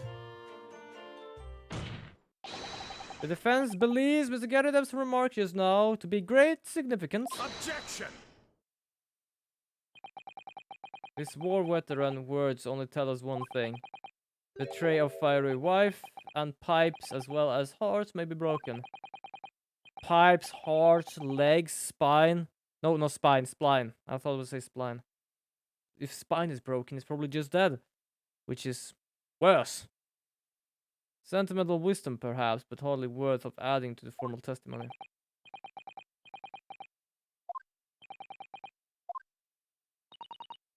In that case, will at least permit us to examine the pipe, sir. Well, I don't see why not. Oh, it's gonna have a part of this knife stuck in there, isn't it? Oh, dear me. There you go again. Trying to ingratiate yourself with your young lady. Did I read that right? Fucking hell, I don't know what I read. Very well, the court will accept the gentleman's pipe as evidence. Why do I get the feeling it's gonna be a knife part in there? We just need to, like, prove that that knife is theirs. And I get the feeling that underneath this bandage... Okay. No, not even underneath the bandage. How the hell did he manage to miss? There is a big-ass metal thing in here. Oh, something twinkled inside the chamber of the pipe here. Yes, I saw it. Something is stuck in there, I think. Let's turn it over and give it a shake. What's this? It's a fragment of metal. It looks like the tip of a blade or something. Surely it couldn't be. It is. Ah, there we go. Now we have the proof we need. I was just feeling rather disappointed for you that your request was turned down. Oh, it's fine. Yeah, we have some new evidence. Literally solid evidence. Metal solid. Metal Gear solid. Well, thank you for that rebuttal, Mr. Garadeb. Now, if we could return to the crux of the matter. What can you tell the court about the knife used to attack the victim? Plenty of knives around the place. I can't say I noticed if one went missing, I'm afraid. That ballad thing in the victim's spine was really one of ours after proving... Okay. Objection! I'm gonna prove it. Mr. Garadeb, could I ask you to take a good look at this, please? You can ask, but I can't see a bally thing. You can't. Used to call me Dead-Eye Deb back in the regiment, of course, but that was a time ago now. Even when I'm trying to enjoy a large print book by the fire these days, I struggle to tell a B from a D and a P from a Q, to be honest. Oh, it does, dear me. It's rather wearing being asked about every other letter in every other word. You must be very dusty. Fucking hell. What is that? A tiny scrap of metal? Yes, almost certainly from the tip of a blade. And what may appear at the first to be a tiny scrap is in fact a crucial piece of evidence. Interesting. And where did the defense come by this evidence? It was lodged in the chambers of Mr. Gary Depp's pipe. My pipe, you say? My love, I wonder how that got there. Good question. Does it actually say? I cannot say which number it has. Oh, no, episode 4. We're on episode 4. It literally says episode 4. Great. I don't know how many there are in this. It's probably 5 or 6. My pipe, you say? By Jove.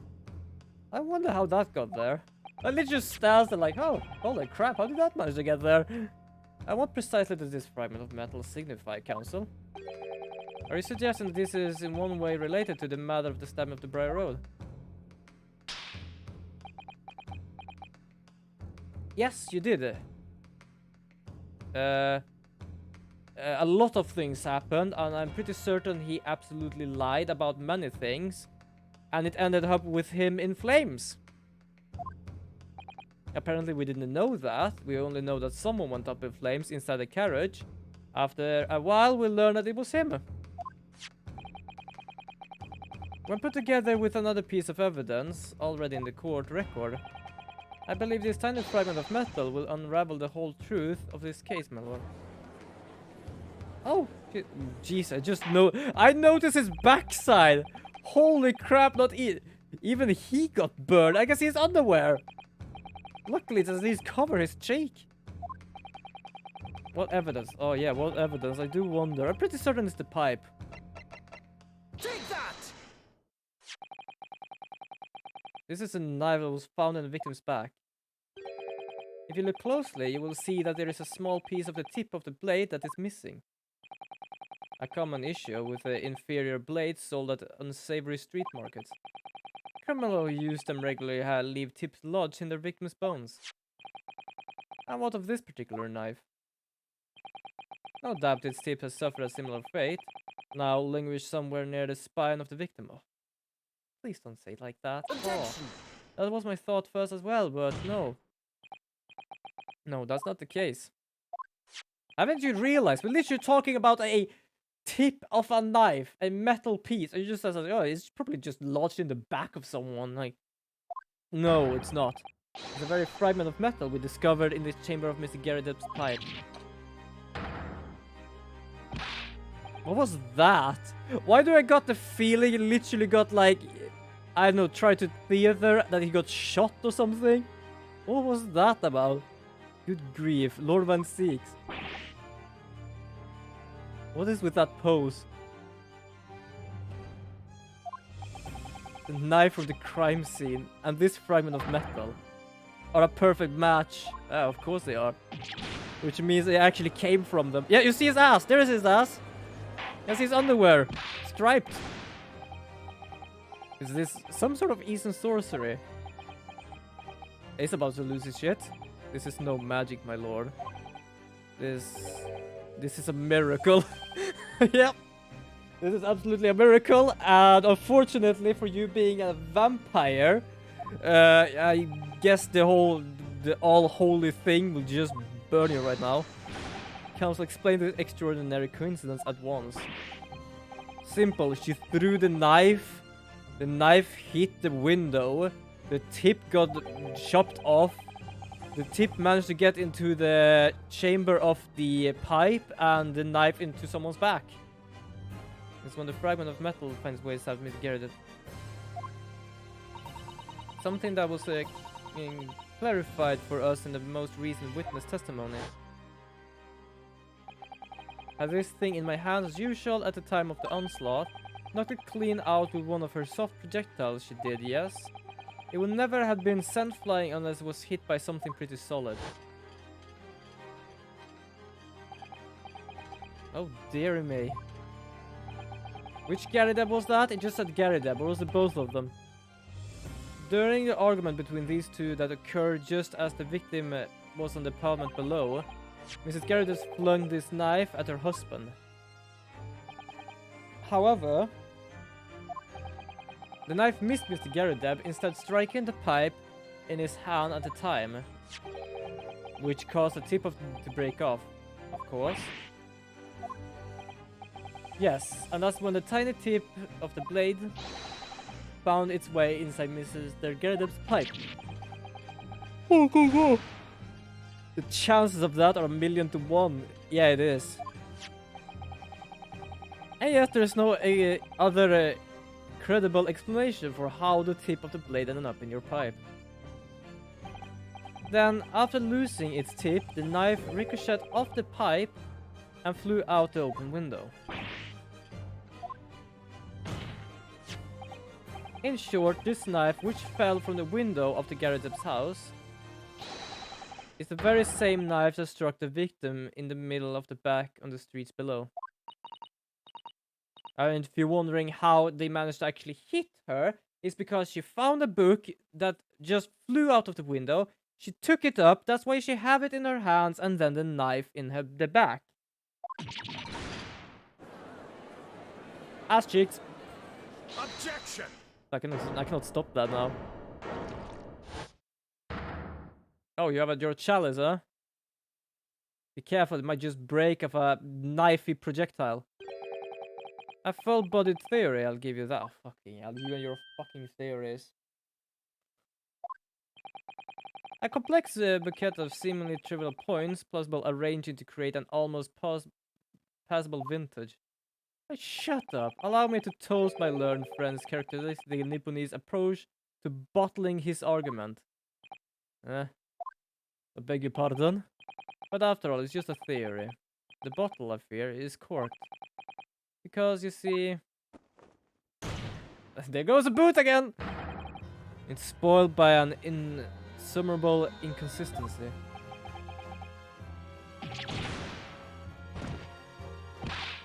Lord Van Seeks, explain yourself. Yeah, please explain yourself. Also, I just found out today that Scarlet Nexus anime fucking does. I have to check that out.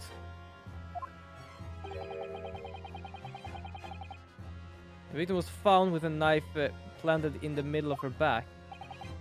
Yes, in her... Ooh. How did she manage to fucking do that? Wait, hold on. So if... Wait, I have to fucking... How did she manage to flip... Look at that leg! I think we lost Turtle right now. Oh, holy crap. How did she manage to flip her hand? When she slapped him. She slapped him like this. Like, from the back. I think. Oh fuck, I don't know. Let us consider the basic... Please don't have orders. Let's consider the basic facts of the case one more. The victim was walking along the pavement before being stabbed in the back and falling to the ground. If the knife had struck her and fallen from above, then in a responsible way, it would have planted itself into the victim's back. It is... I already figured out how... So could you just go to the point? I'm good now. Anyway, Scarlet Nexus anime. Cool. Oh, I fucking love that. Quite right. You see, that's exactly right. If the knife had fallen...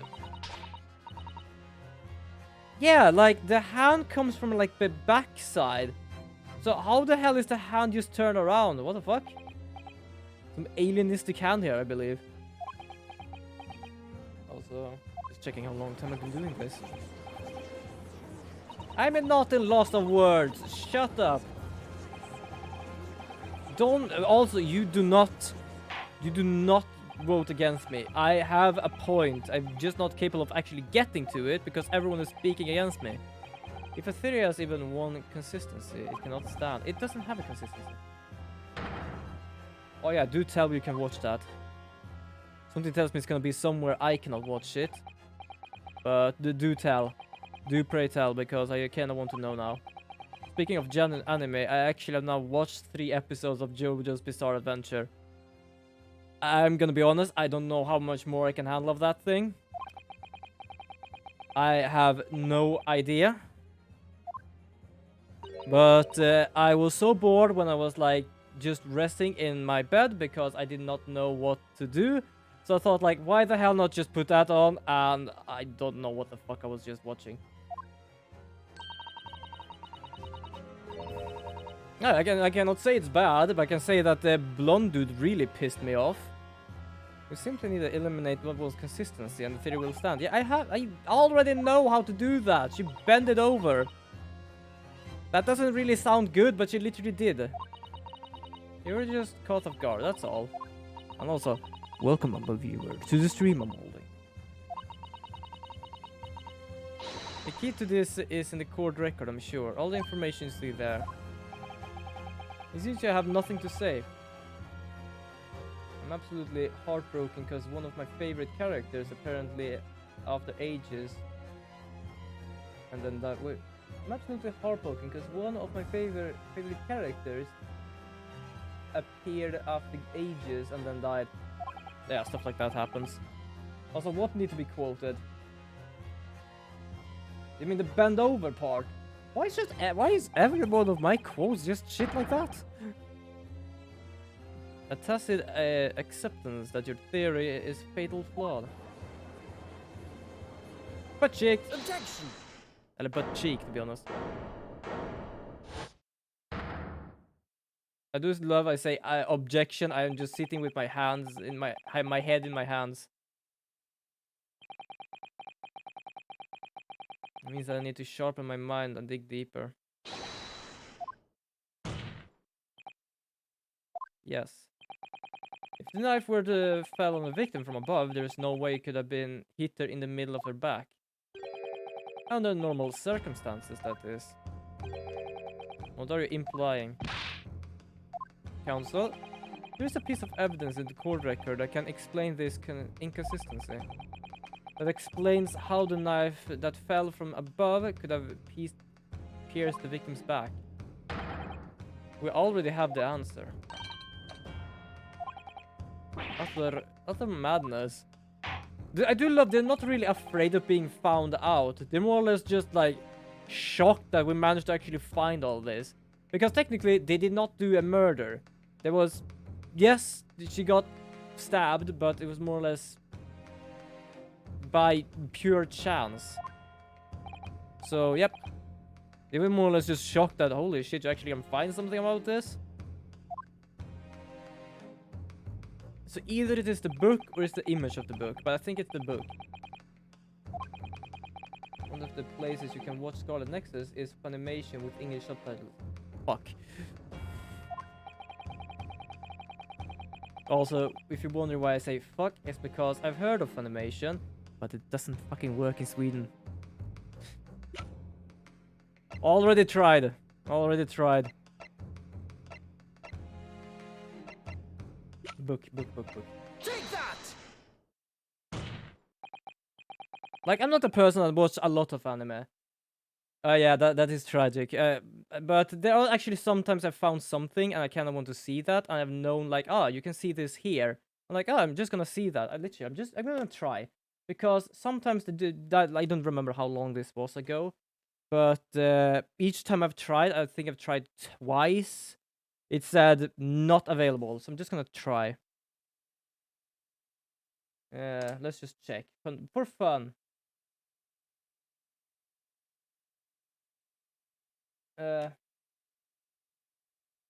Wait, where the fuck am I on? No, that's not even the fucking thing. That's something else. What is that? Yep, sorry, but this content isn't available in your country. Fuck. Yep, it still is. That's Sweden for you. What to say? Yeah, I could get a VPN, but also like getting a VPN that probably costs to get something that probably costs to watch something. Nah, right now I just feel nah. That's true. That's how I watch Crunchyroll. It's a bit awkward sometimes, but it can definitely not be bad. Like I can say, can you still hear me and shit? Wait, hold on. Oh, yeah, I can hear me. Sorry, I just noticed that the sound thing was like so far down I couldn't see my own voice thing.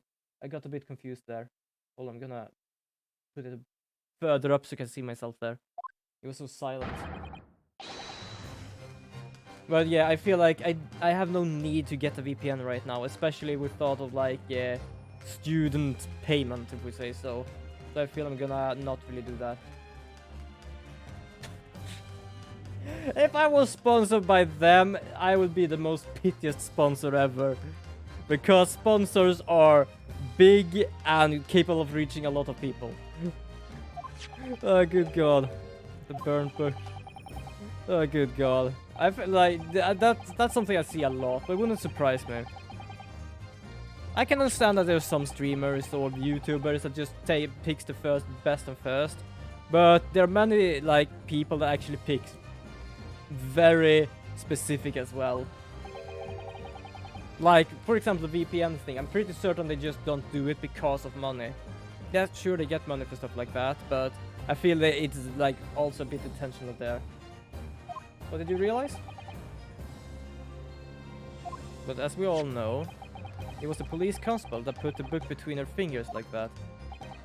Quite so, as part of his whole... Yeah, he put it like that because it was like that. That's true. However, as a part of the station, I should use the saxophone sound when Van Six did this leg thing. Oh, good god. I don't want to be capable of hearing that time. Also, I am uncertain of how long, if that's even gonna be copyright and shit like that. So I feel I'm not gonna take it away, but I think I'm gonna do it a bit. That came out of nowhere, kind of put me off guard. So I think I'm just gonna go make it shorter because it's pretty ass long right now. The old saxophone thing. Oh well, that's because it's how I found it. When we first ran over to the scene. I didn't think about that before with the old copyright thing, but I actually used the saxophone music while I chased down other players while playing together with Miss Valkyrie and others when we played in silence. So when I heard them in a room, I just heard someone just made a mistake and I just played that sound for fun. And I literally just heard afterward, copyright, copyright, copyright! Or something like that at least. So I might, for safety reason, shorten it. Just for safety reason. I don't know, the only thing I know is that the epic saxophone is at least DMCA claimed. I don't know about this one though. Also, I'm gonna be honest, the whole to be continued meme that I've seen a lot on YouTube, I'm gonna be honest, I didn't know it actually was from JoJo. I don't know, like, when I see that now, it's so fucking weird. And clearly that must have been before she suffered the knife wound. I should say so. After being attacked with a knife, I don't imagine she'd be able to do much of anything. So at least I probably just make it a bit smaller, because it's pretty long actually. By Jingo! Jingle my bellow! I think I'm beginning to see what may happen now. Oh dear me. Yeah, she bent over and got a knife to the back. At least it's not like the prison stories. We know that the book fell from the top of the floor Gareth's household onto the pavement below. I just realized, did I do a dirty joke in the last time I played this game? Fuck, I just realized that. At precisely the moment that the victim was walking past. Yeah, so exactly that moment. A young woman was walking along the street in the light fog, when all of a sudden, a book fell right in front of her. Dude, if you hate the blonde dude from... Wait, what? If you hate the blue from Jojo, then I can't hear you, Rick.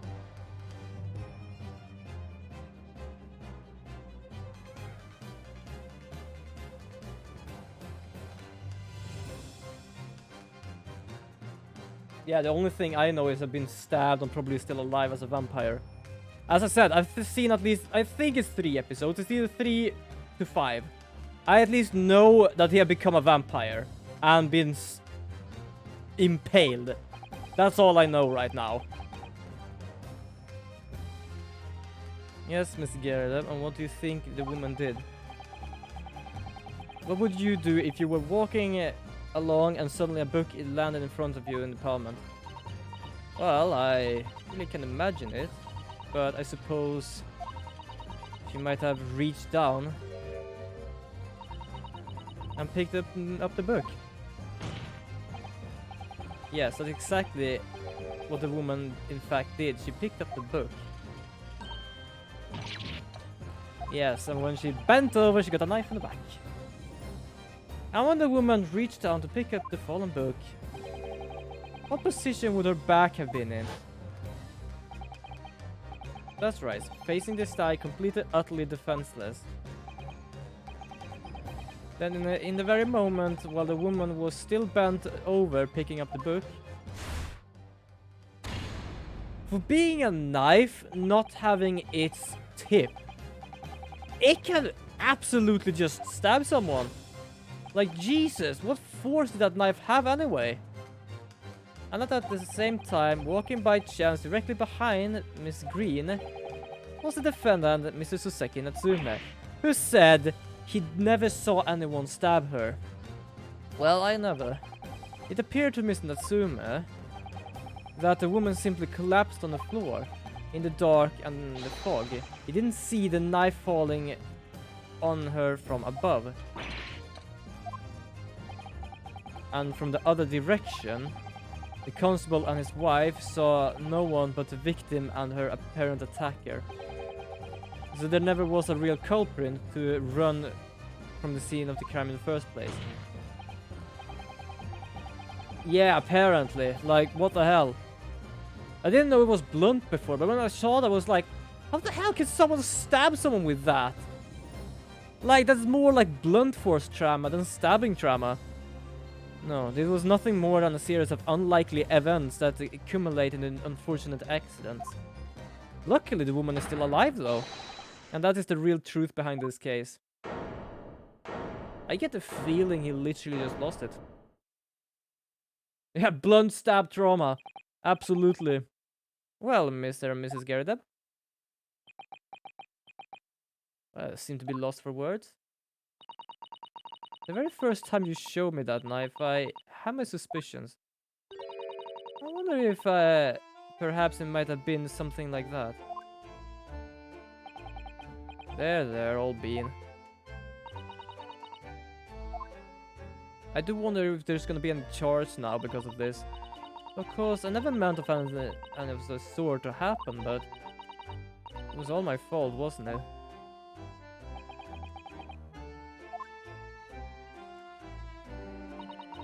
I take full responsibility. I let my anger get the better of me, and threw that book, and I threw the knife as well.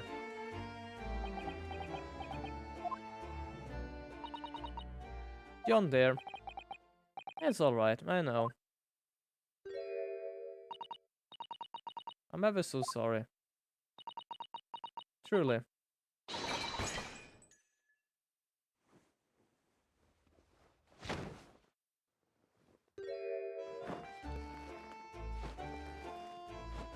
I'm pretty certain we've seen this before. Oh, good God, his legs cannot do it. Speaking of, he's supposed to be capable of... He's supposed to have a cane for his leg. I'm surprised he even could do that. Oh God, I'm a pale as a vampire. Lorvan 6. What news of Mrs. Gerida? Yeah, both F's. She's been taken to the infirmary. It would appear that today's event has left her in an especially flustered state. However, I believe she will recover in due course. There is no cause for concern. Yes. Unbeknownst to themselves, they caused what would easily have been a terrible tragedy. They shall have to prepare themselves for the consequence of their action. There is some good news, however, my lord. I've just heard a word from the hospital where the victim is being treated. Her condition is improving steadily, and the doctor believes she'll regain consciousness soon. It's strange. We've been talking about the victim all this time, but we never once met her. How wonderful. The woman is out of danger, it seems. Yes, that's good news. So, Mr. Suseki Natsume. Oh, did something happen to someone here? Oh, it's still Twitch as hell. On behalf of my fellow countrymen, I would like to take this opportunity to beg your pardon, sir. You came from your distant eastern homeland to study our great British culture, and I've been repaid with immeasurable unkindness. Please accept our heartfelt apologies. Yo, Dariel! Thank you for the raid. Fucking hell. Each time I see that, I'm always so weirded out about it. Hold on, I'm gonna do this as well. Oh, for fucking hell. Thank you so much, Yoko. Thank you so much. Holy crap. Hold on. I have to do these. Thank you so much. Hold on. Holy crap. Fuck.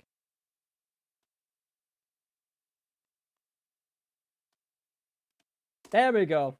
Hold on, I'm just also gonna read what you say here. The corner of residence, we're collabing together. Yeah, it wouldn't surprise me. You two are playing a lot together. Also, I'm playing with you two as well, actually. And you two are fun to play with, to be honest. So yeah, unfortunately no voices today, because I think I'm going down with a cold or something. I've been like, yeah, my brain has not been where it's supposed to be on the whole day, to be honest. Ah, don't worry. It's gonna be fine. Oh, it's me who've been begging your pardon. Oh no, it's Natsume. That evening when the young woman just collapsed on the palm of my eyes.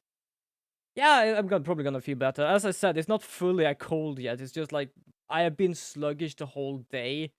And like, my energy's been drained out from me. Yeah, no problem. No problem at all. I jumped to the wrong conclusion again in my confusion. No problem. Lurk around. What conclusion, sir? I was sure that the woman was dead. You and the policeman and the woman as well. Both of you. Wait, what? Maybe we should just pretend that every single character also has a cold. That would be something. That would be something. I'm pretty certain Gani disappeared somewhere. Because I'm pretty certain he would just freak out about this. Gutmon attack. Gutmon attack. What the hell? I just saw that. I just saw that from. Hold on. Magallian. That was it was. Sorry, I just had to read everything here. I am no longer like streaming on Streamlabs, so I have to have my Twitch by my side here, because I started going back to old OBS now. There's still some stuff to fix there, but it's gonna fix it. Well, it's not gonna fix itself, but I'm gonna fix it later on. I can't relax. I'm sure there are evil spirits lurking in the fog, like they're haunting me. I'm still here. Just so silent. Silently just sitting around. I was just wondering, because it literally just said 1 before, and I know the Turtle Girl was here, and you are here. I feel like sometimes that, like, number counter is absolutely odd.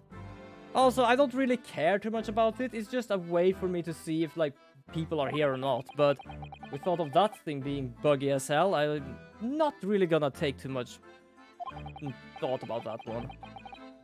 I should never have dropped my books like that and run away. Yeah, you and Yoko and Dariel as well. Also, you should follow them as well. Dariel is a team member, so you should follow him. And Yoko is a great streamer as well. I've been playing with her together with Dariel before.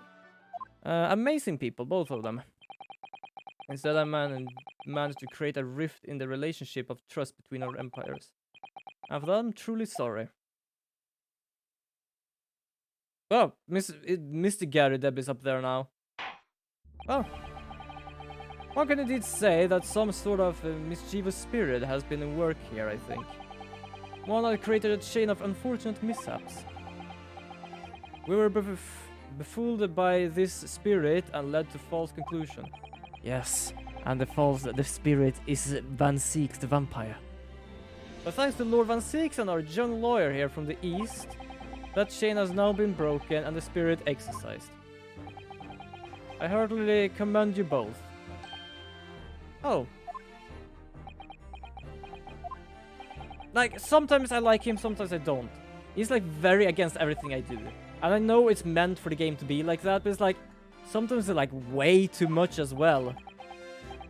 In conclusion, this trial, I must ask one last time for a decision regarding the defendant's culpability. Are you ready to present your findings to the court? As a foreman of this jury, I can assure you we reached a fair and just conclusion. I do declare... Oh, what? Oh yeah, that's obvious, especially when the leg is up. I do declare the truth can be extremely cruel at times. Well, I didn't suspect the woman next to me, that's for sure. Sitting in for the old bean while she's out of action, you know. But I know what her decision would be. Does this mean I finally be able to get out of here and start work? Well, it's about time. I say, I have a corker of a story to tell the grandchildren when I get back home. Oh yeah, you do. Very well, ladies and gentlemen of the jury, I hereby demand your final decision. Not guilty. Not guilty. I do love that Not everyone does guilty. this, but like Not everyone guilty. except two Not of them guilty. was not guilty. Not guilty. Nah, it was totally not obvious at all. Oh goodness gracious. Yeah, so for those who doesn't know, Van Seeks the vampire to that you've probably seen here for a moment, for a split second, sometimes uses his boot to more or less just bang on the desk. Yeah, I'm just covering his face right now. Well, that's a celebration. And here I become the vampire, just absolutely pale. And finally, Miss Natsume. Oh yes, Lord Sir. You're now free man once more. It is my hope that you will continue to further your education in British culture. And may you never again be brought before me. No problem, Tall Girl. Have a good evening. And I'll probably see you on next stream. See you probably on Thursday. On my life, I swear I'll never set foot in a courtroom again. Oh, good. I forgot about that. Transported to tears. Apparently, he's supposed to be some sort of... I don't know. I was about to say dictionary. That's not the word. As I did say, my brain is not where it's supposed to be, and that's not the word I'm supposed to say. I don't know. He likes his limericks. That's all I can say like now. Oh, welcome. Wait, you mean me? Yeah, didn't he say like Lockham student Esquire or something like that? Is there even one? Compared to the original Lockham student, Mr. Naraudo Esquire. Yeah, exactly, that was the one I was talking about. Your name has become rather short, hasn't it? Yeah, just Lockham. What's wrong with using my actual name? Oh, at last, I'm free, I'm free. Joyful, joyous, jubilant jubilation. Heady, hearty, happiness, hooray, okay. He really loves that.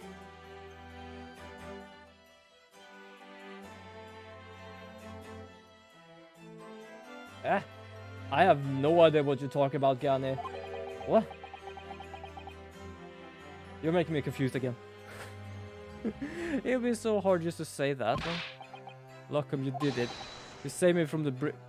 What are you going to dive into? Are you going to dive into the brink again? Well, what happened to the poor woman was in no way your fault after all. I'm just glad everyone can see that now. No, not that. Lovely loyal Lockham lawyer. Yes? I mean, as I said before, I have just never gotten used to life here in Great Britain. Every time I look over my shoulder, I see foreigners. I see towering bricks buildings. And from high up windows, I see them looking down on me, laughing. Look at that little hunchback. Oh dear, I'm sure it's all in your head, Miss Natsume. That's how you know I'm too knackered, when even another knackered person can't understand you. Absolutely correct. Today, you Lockham lawyer gave my gloom the boot. I'm just gonna do something here, by the way. For safety reason, for later. There we go. You stood firm behind that baronial bench before all. You battled to the bitter end, laying bare the baffling truth. And when I beheld the blinding fireworks amongst the beam of the bailey's roof, I bellowed, "Behold the best barrister ever born." What? Well, that's ever flattering, and we're very pleased for you. This has given me a wonderful anecdote to recount to my old friends back in Japan. An anecdote? Is that what's become of all my hard work? Wait, who's there, fellows? Who are you talking? He's here again! The Spider Sholmes is back again. I apologize for keeping you waiting. I rose late this morning. How long have you been in here waiting for us? Mr. Sholmes, what a pleasure to see you. And yes, for those who doesn't know, this guy is more or less a pun of Sherlock Holmes. Because his name is Sherlock Sholmes. I see, I'm here not a moment too soon. A disaster has been averted, I'm glad to say. The trial shall begin presently, Miss Naruto, and I wish you the very best. Dude, you are hella fucking late, which means that I don't think that the Bobbies did the work of waking you up in time. It's just finished. What? No. Then my haste was in vain? Yeah, it was. It's you. Oh yeah. Her Lock Sholmes. Because they cannot believe that Herlock is a name. They think Herlock. We met. Oh, good God. This is Mr. Natsume, the man you had arrested, Mr. Sholmes. Ah, I see. I failed to recognize you at first. Your previous encounters have taken place in the gloom, either of your bleak lodgings or in that prison cell. I simply couldn't place that curious face in the light. Okay, that's a way of saying stuff. This is all your fault, Sherlock Holmes. You're the reason I had to go through this terrible ordeal. I'm going to give you a piece of my mind. My apologies, sir, but I assure you, I have placed you now. You're the fellow who abandoned that poor young lady and ran off for fuck's sake. He literally just said that he did some stuff like that. Yes, he did, okay? Oh my God. Has you been taken to hospital more urgently? I feel perhaps you would have regained consciousness by now. Please don't just rub it in, okay? But it was unavoidable, I'm sure. We are but human after all. Anyone could have been shaken by such an experience. Also, I just realized what he did with his top hand up there. Can you see that now? Got him. I myself doesn't really do that myself, but he literally just did that himself, so I just had to do it. I just had to do it. I do feel very badly about how I behave. Oh, good God. That's how my mind works, by the way, when I'm tired. Well, never mind now then. What was it that you wanted to say to me, sir?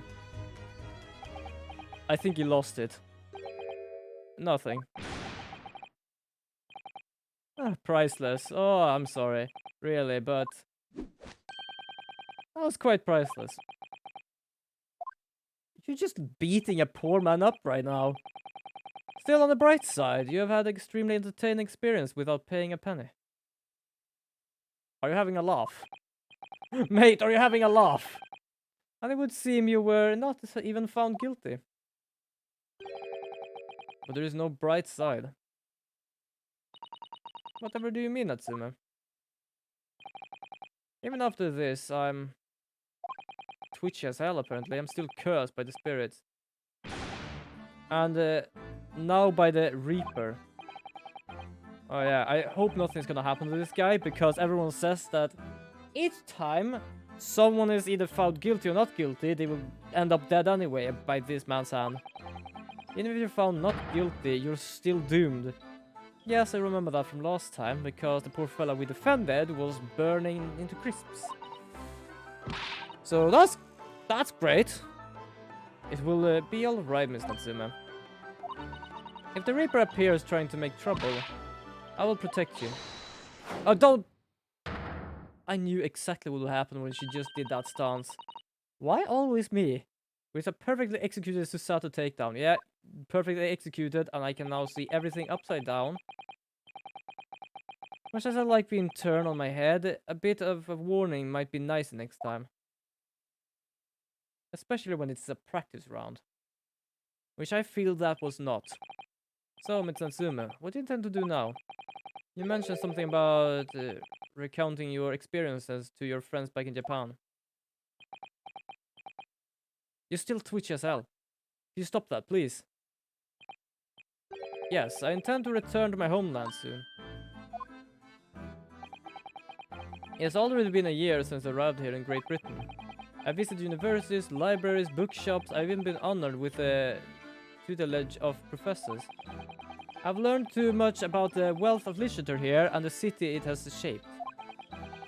And I've come to realize that it is my calling to sail home and tell my fellow countrymen about it. That's very touching, Miss Natsume. Or in perhaps less veiled terms, you wish to withdraw halfway around the world to escape the terrors of the Reaper's curse. That's not it at all. Probably a bit. The more I learn of literature, the more strange feelings claws at my insides. I feel compelled to return to my roots and attempt to pen a work of my own. Dude, I was checking TV and accidentally just turned on a channel when some guy just playing Detroit Become Human, like it's a stream, like face cam on the corner and everything. Wait, what? I was checking television and I accidentally just turned on a channel where some guy is just playing Detroit Become Human, like it's a stream. Well, isn't that normal? Even if you like, do you mean like a television show? What the hell are you talking about? Because what? Because I'm pretty certain even my like family can use YouTube and Netflix on their television, but like, are you talking about a television show or are you talking about you managed to get up YouTube or something? And what about Miss Sasuto and yourself, Miss Naruto? Sorry, what about this? Will you return to Japan alongside your mustache compatriot? Yeah, a TV channel. Okay, that's strange. The fuck? Okay. Yeah, that's why I got so confused, because I know like if you just manage to get somewhere, you could probably find some YouTube and stuff. It's not like edited or anything. The fuck? What sort of show did you manage to get up upon? How odd. A week has not yet passed since we arrived in London. And only now it feels like though it will finally found our feet. And now I'm wondering, but it wouldn't surprise me because I would know like just some guy playing Detroit. I'm so confused of what sort of show you're watching right now. Because I know there are like shows that sometimes uses faces you know and like things you've seen people play to more or less make it feel like real life, and then it's, I don't know, some sort of action thriller or something like that. But just hearing it, just some person playing Detroit, that's so odd. That's absolutely odd, just like a channel someone plays that game. Yeah, but what it lacks in windows is more than makes up for with a floor, a ceiling and walls. Great. And of course, I'd be happy to leave behind the accursed evil spirits. Wait, is he talking about leaving his lodging and lending it to us? Great, because apparently we're gonna have some evil spirits now, and no window. Because apparently, in England, they used to have a window tax. I didn't know that. I thought it was something made up by the game, but apparently not. Well, think about it if that's alright. Perhaps I can offer a more welcome alternative. Would you consider taking lodging with me? I know that she would want to, absolutely. Well, a vacancy has conveniently presented itself. So it's up in the attic, I might add. Are you sure it is just a storage loft? I spoke with the landlady this morning on the matter of the price, and Iris is cleaning the room as we speak. You must come at once. I presume you have no lodgers to speak of. Great! We're gonna live with Iris and him apparently right now. What an honor to be invited to take a lodging in the great detective's office and office attic. I'm too overcome with words. Yeah, I can see that. You are more or less taken to tears. But at the same time, if you can get good prices on lodgings, then why not? Then it's settled. Iris will prepare a welcome dinner this evening. And you must come too, Miss Natsume. I insist. I don't know what to say. But thank you, and yes. You could say you're starving as well. Who knows, you might be. Wonderful, then I'll go and complete the paperwork for your formal release, Miss Natsume. It shan't take long. Yeah, she's over the moon right now. Still calling me Lockham. Good God. I knew that it wouldn't let me down. I'm truly delighted to have met you here in London. Likewise, Miss Natsume. It's been a privilege meeting you too. It's a shame that we're going to have to say goodbye so soon. Well, I've come to realize that I belong in Japan. But Lockham, we'll meet again one day. Yes, I'm sure. And hopefully by then, I'll be a successful lawyer. Hopefully by then, I'll be a successful author. I just sent photos on Discord, like, what the fuck? Okay, I'm gonna check, hold on.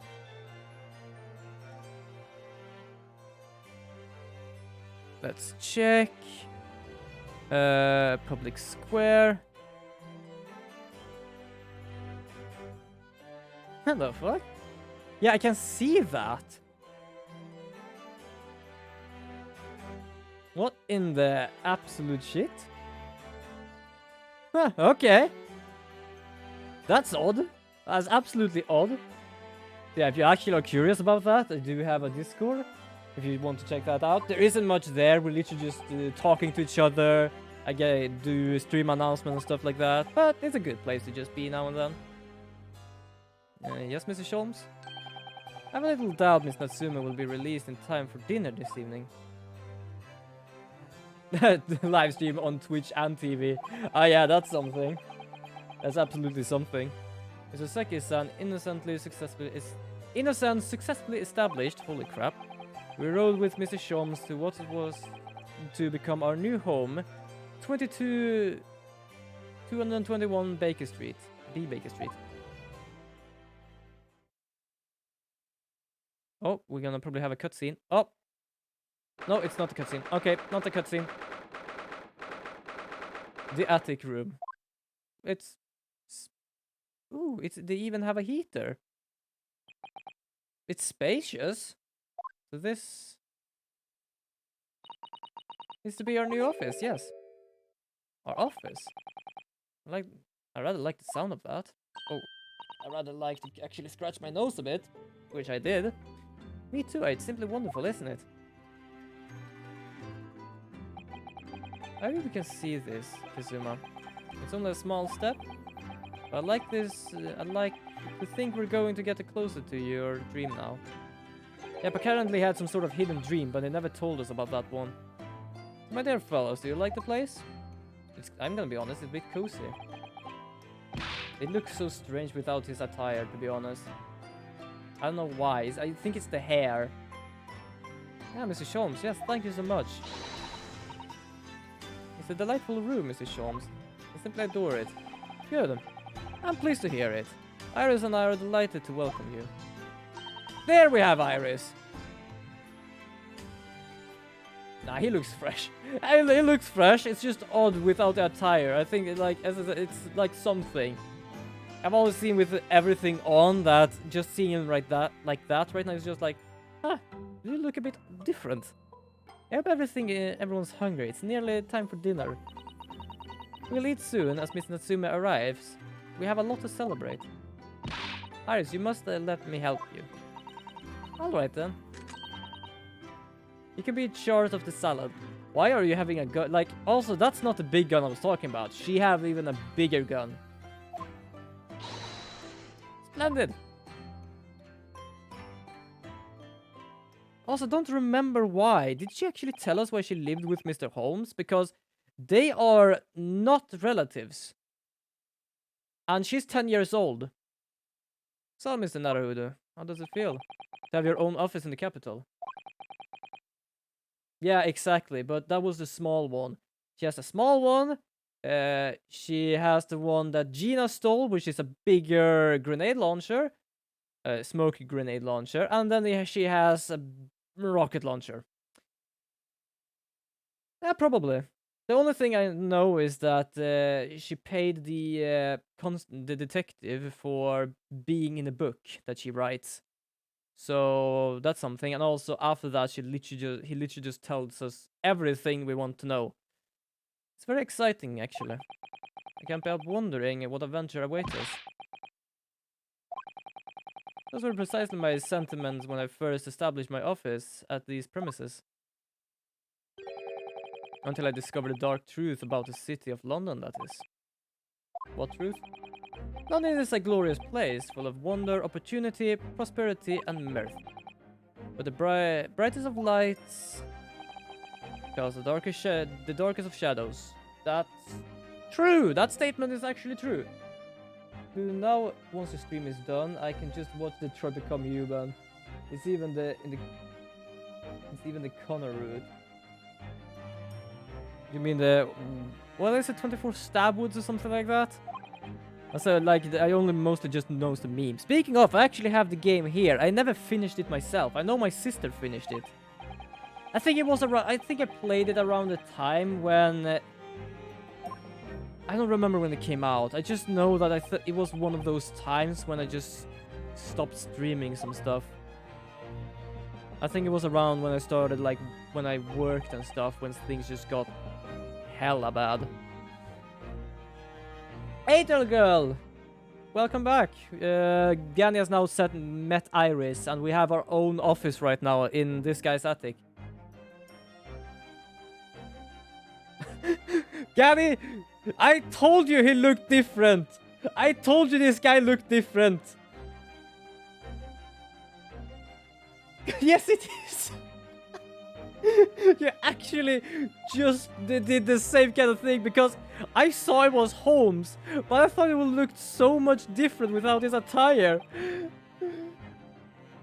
Yeah, without his hat, it's literally just like, who am I talking to? Oh, right, it's you. Oh, I'm not the only one. Great. But it wasn't long before I lift the facade and see the true depth of the murk that lay behind it. Are we gonna see a cutscene? Because last cutscene,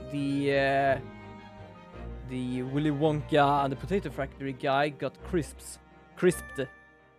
Not crisps. Yeah, I want to say my progress. Well, it's kind of fun that just happened, and we just managed to get to a new thing.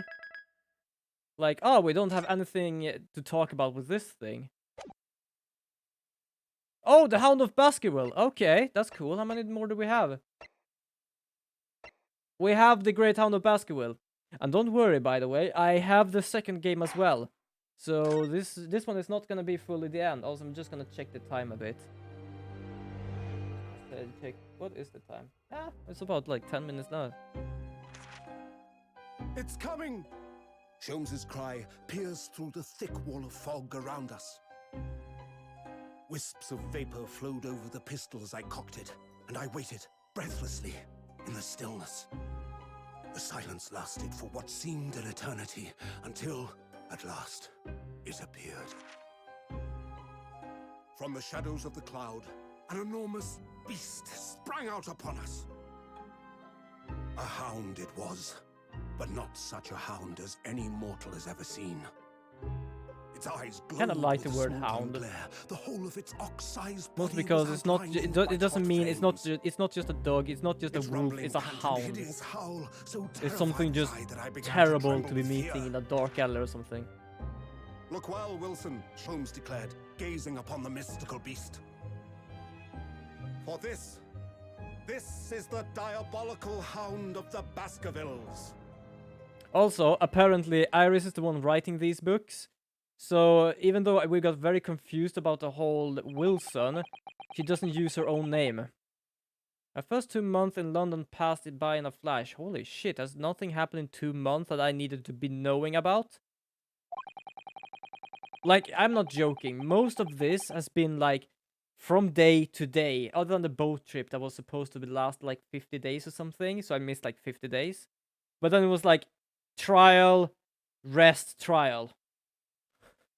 So hearing just 2 months just go past by, I was just like, holy crap. Apparently nothing has been happening there then. Wait, what?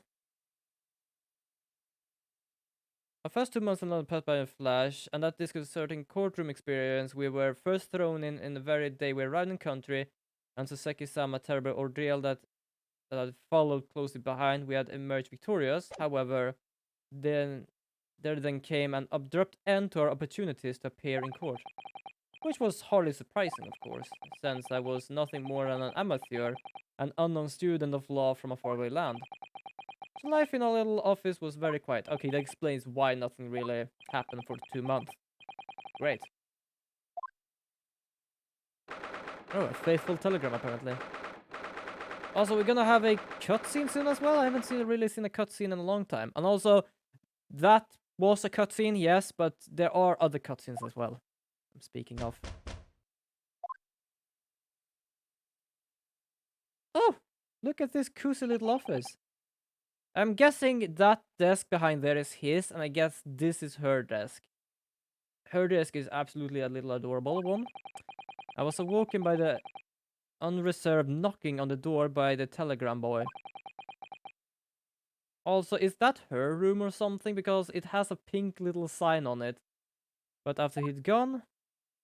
Oh, there she is. Sato-san's behavior became very obviously strange. Something wrong. Ooh. I was about to say, is something wrong? She just appeared in front of me. It's time to leave for court already. Is it time to leave for court already? Let me see. What case is it today? I don't think I'm scheduled to defend anyone at the moment, am I? Oh no, of course not. How silly of me. But yeah, something is off. I think Iris said she would make us breakfast this morning. So, shall we go down to Mr. Sholmes' suite? Yes, Iris makes the most delicious breakfast food. She does, doesn't she? And once our bellies are full, we can leave for court in fighting fit form. She is thrown off by something. I don't know what, but she's thrown off by something. Let me see, what case? You already checked that. You're nervous, aren't you? The telegram? So, what was it about? The telegram that was delivered this morning. Oh, a telegram? I don't know what you're talking about. I can understand some people just being able to get mail and just like be quiet about it, but this guy was knocking hard on the door and we know it's the telegram boy. What telegram? Oh, sorry, but you're not going to get away with it, that one. Well, I didn't think I would. And what did you try then? Actually, don't give it a moment thought. It's nothing. Nothing interesting. Boring, in fact. It was just a boring old telegram. She's not letting this one go, apparently. That's 3 times now that she's tried to and failed to convince me it was nothing. I promise that I'll tell you about it at some point. Alright. So did you know that Raidon is in the new Pokemon game? Wait, I'm pretty certain I know which one that is. I just want to be safe. Fucking hell. Okay, that one. That one. I didn't see that one coming. That one. I don't know what to say about that. I don't know what to say about that because that one came out of nowhere. I was not prepared with that because I've never seen a joke like that being made by Pokemon. I've never heard that one before. That was that was like a goddamn upper punch. I was literally just about to check stuff like out and like just like, ah, great. I was not prepared for that one. Oh my god. I shouldn't think so. I left immediately after that terrible ordeal. Yeah, you literally got me at least because I did not prepare myself that a Pokemon would be involved in a joke like that. I was just gonna keep quiet because I don't know much about Pokemon. I know some about Pokemon, but I didn't think I was like that confusing. I felt like Raidon is like a normal Pokemon often, so like, why would that be so strange? And then like, oh, great. A fortnight ago we had that very long telegram from him, you remember? Complaining of seasickness. But by and large it seems the voyage has been going well. Is something wrong, Naruto-san? I was just wondering what might become of Saseki-san had he stayed here in London, that's all. You mean as regard to Lord Van Six, the Reaper? Yes, I can't help but wondering if seasickness would have paled into insignificance in that case. The Reaper. The Reaper of the Old Baileys. What is it to say? That no one who stands in the dock can be saved from the Reaper, right? Oh yeah, that was what happened to Willy Wonka and the Potato Factory guy. Literally, he looks like a Willy Wonka. I'm not joking. Some sort of weird way, he more or less reminded myself of that. And he is just, well, Irish. So yeah, it's a bit of a bad joke with the whole Potato Factory, but I had to do something there. But apparently, he is in there after the trial. Great. But at the same time, he was more or less a bastard. I'm pretty certain he more or less falsified everything that happened in court, so yeah. Even 2 months on, the case of that dreadful fire is still a mystery. Yes, but at least Saseki-san is safely out of the country now. Presumably that means that the curse of the Reaper can only take effect within the confines of the city of London, perhaps. And if that's the case, a little comfort. I have a terrible sense of foreboding. If the legend of the Reaper is to be believed, it would mean he wields the sword of justice himself. Come to think of it, I wonder what he's been up to these past 2 months. Surely not wielding that sword against some acquainted defendants. No, I don't think so. Apparently Lord Van Six hasn't appeared in court since our last encounter. In a way, it's not fully a mystery, because it was like, he has been absent for like 2 years or something before we arrived. Hell, I just checked the VOD and I got around the 3-hour mark as well. What do you mean?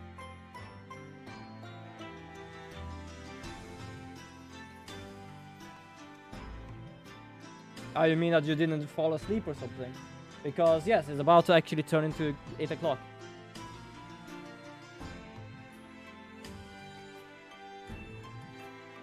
Oh, you mean like that? You mean like that? Okay, now I understand. So yeah, for those who are wondering, I am streaming 3 hours. Technically 3 hours and like 5 minutes. Because I like start my stream 5 minutes early. Just like before when he wasn't seen in court for all several years.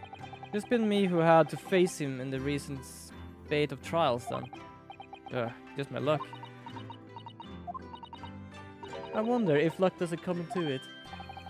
Sorry, what was that? Oh, nothing. Never mind. So we're done here. So I'm actually, before we do anything else in this game, I'm actually gonna end it. I'm gonna see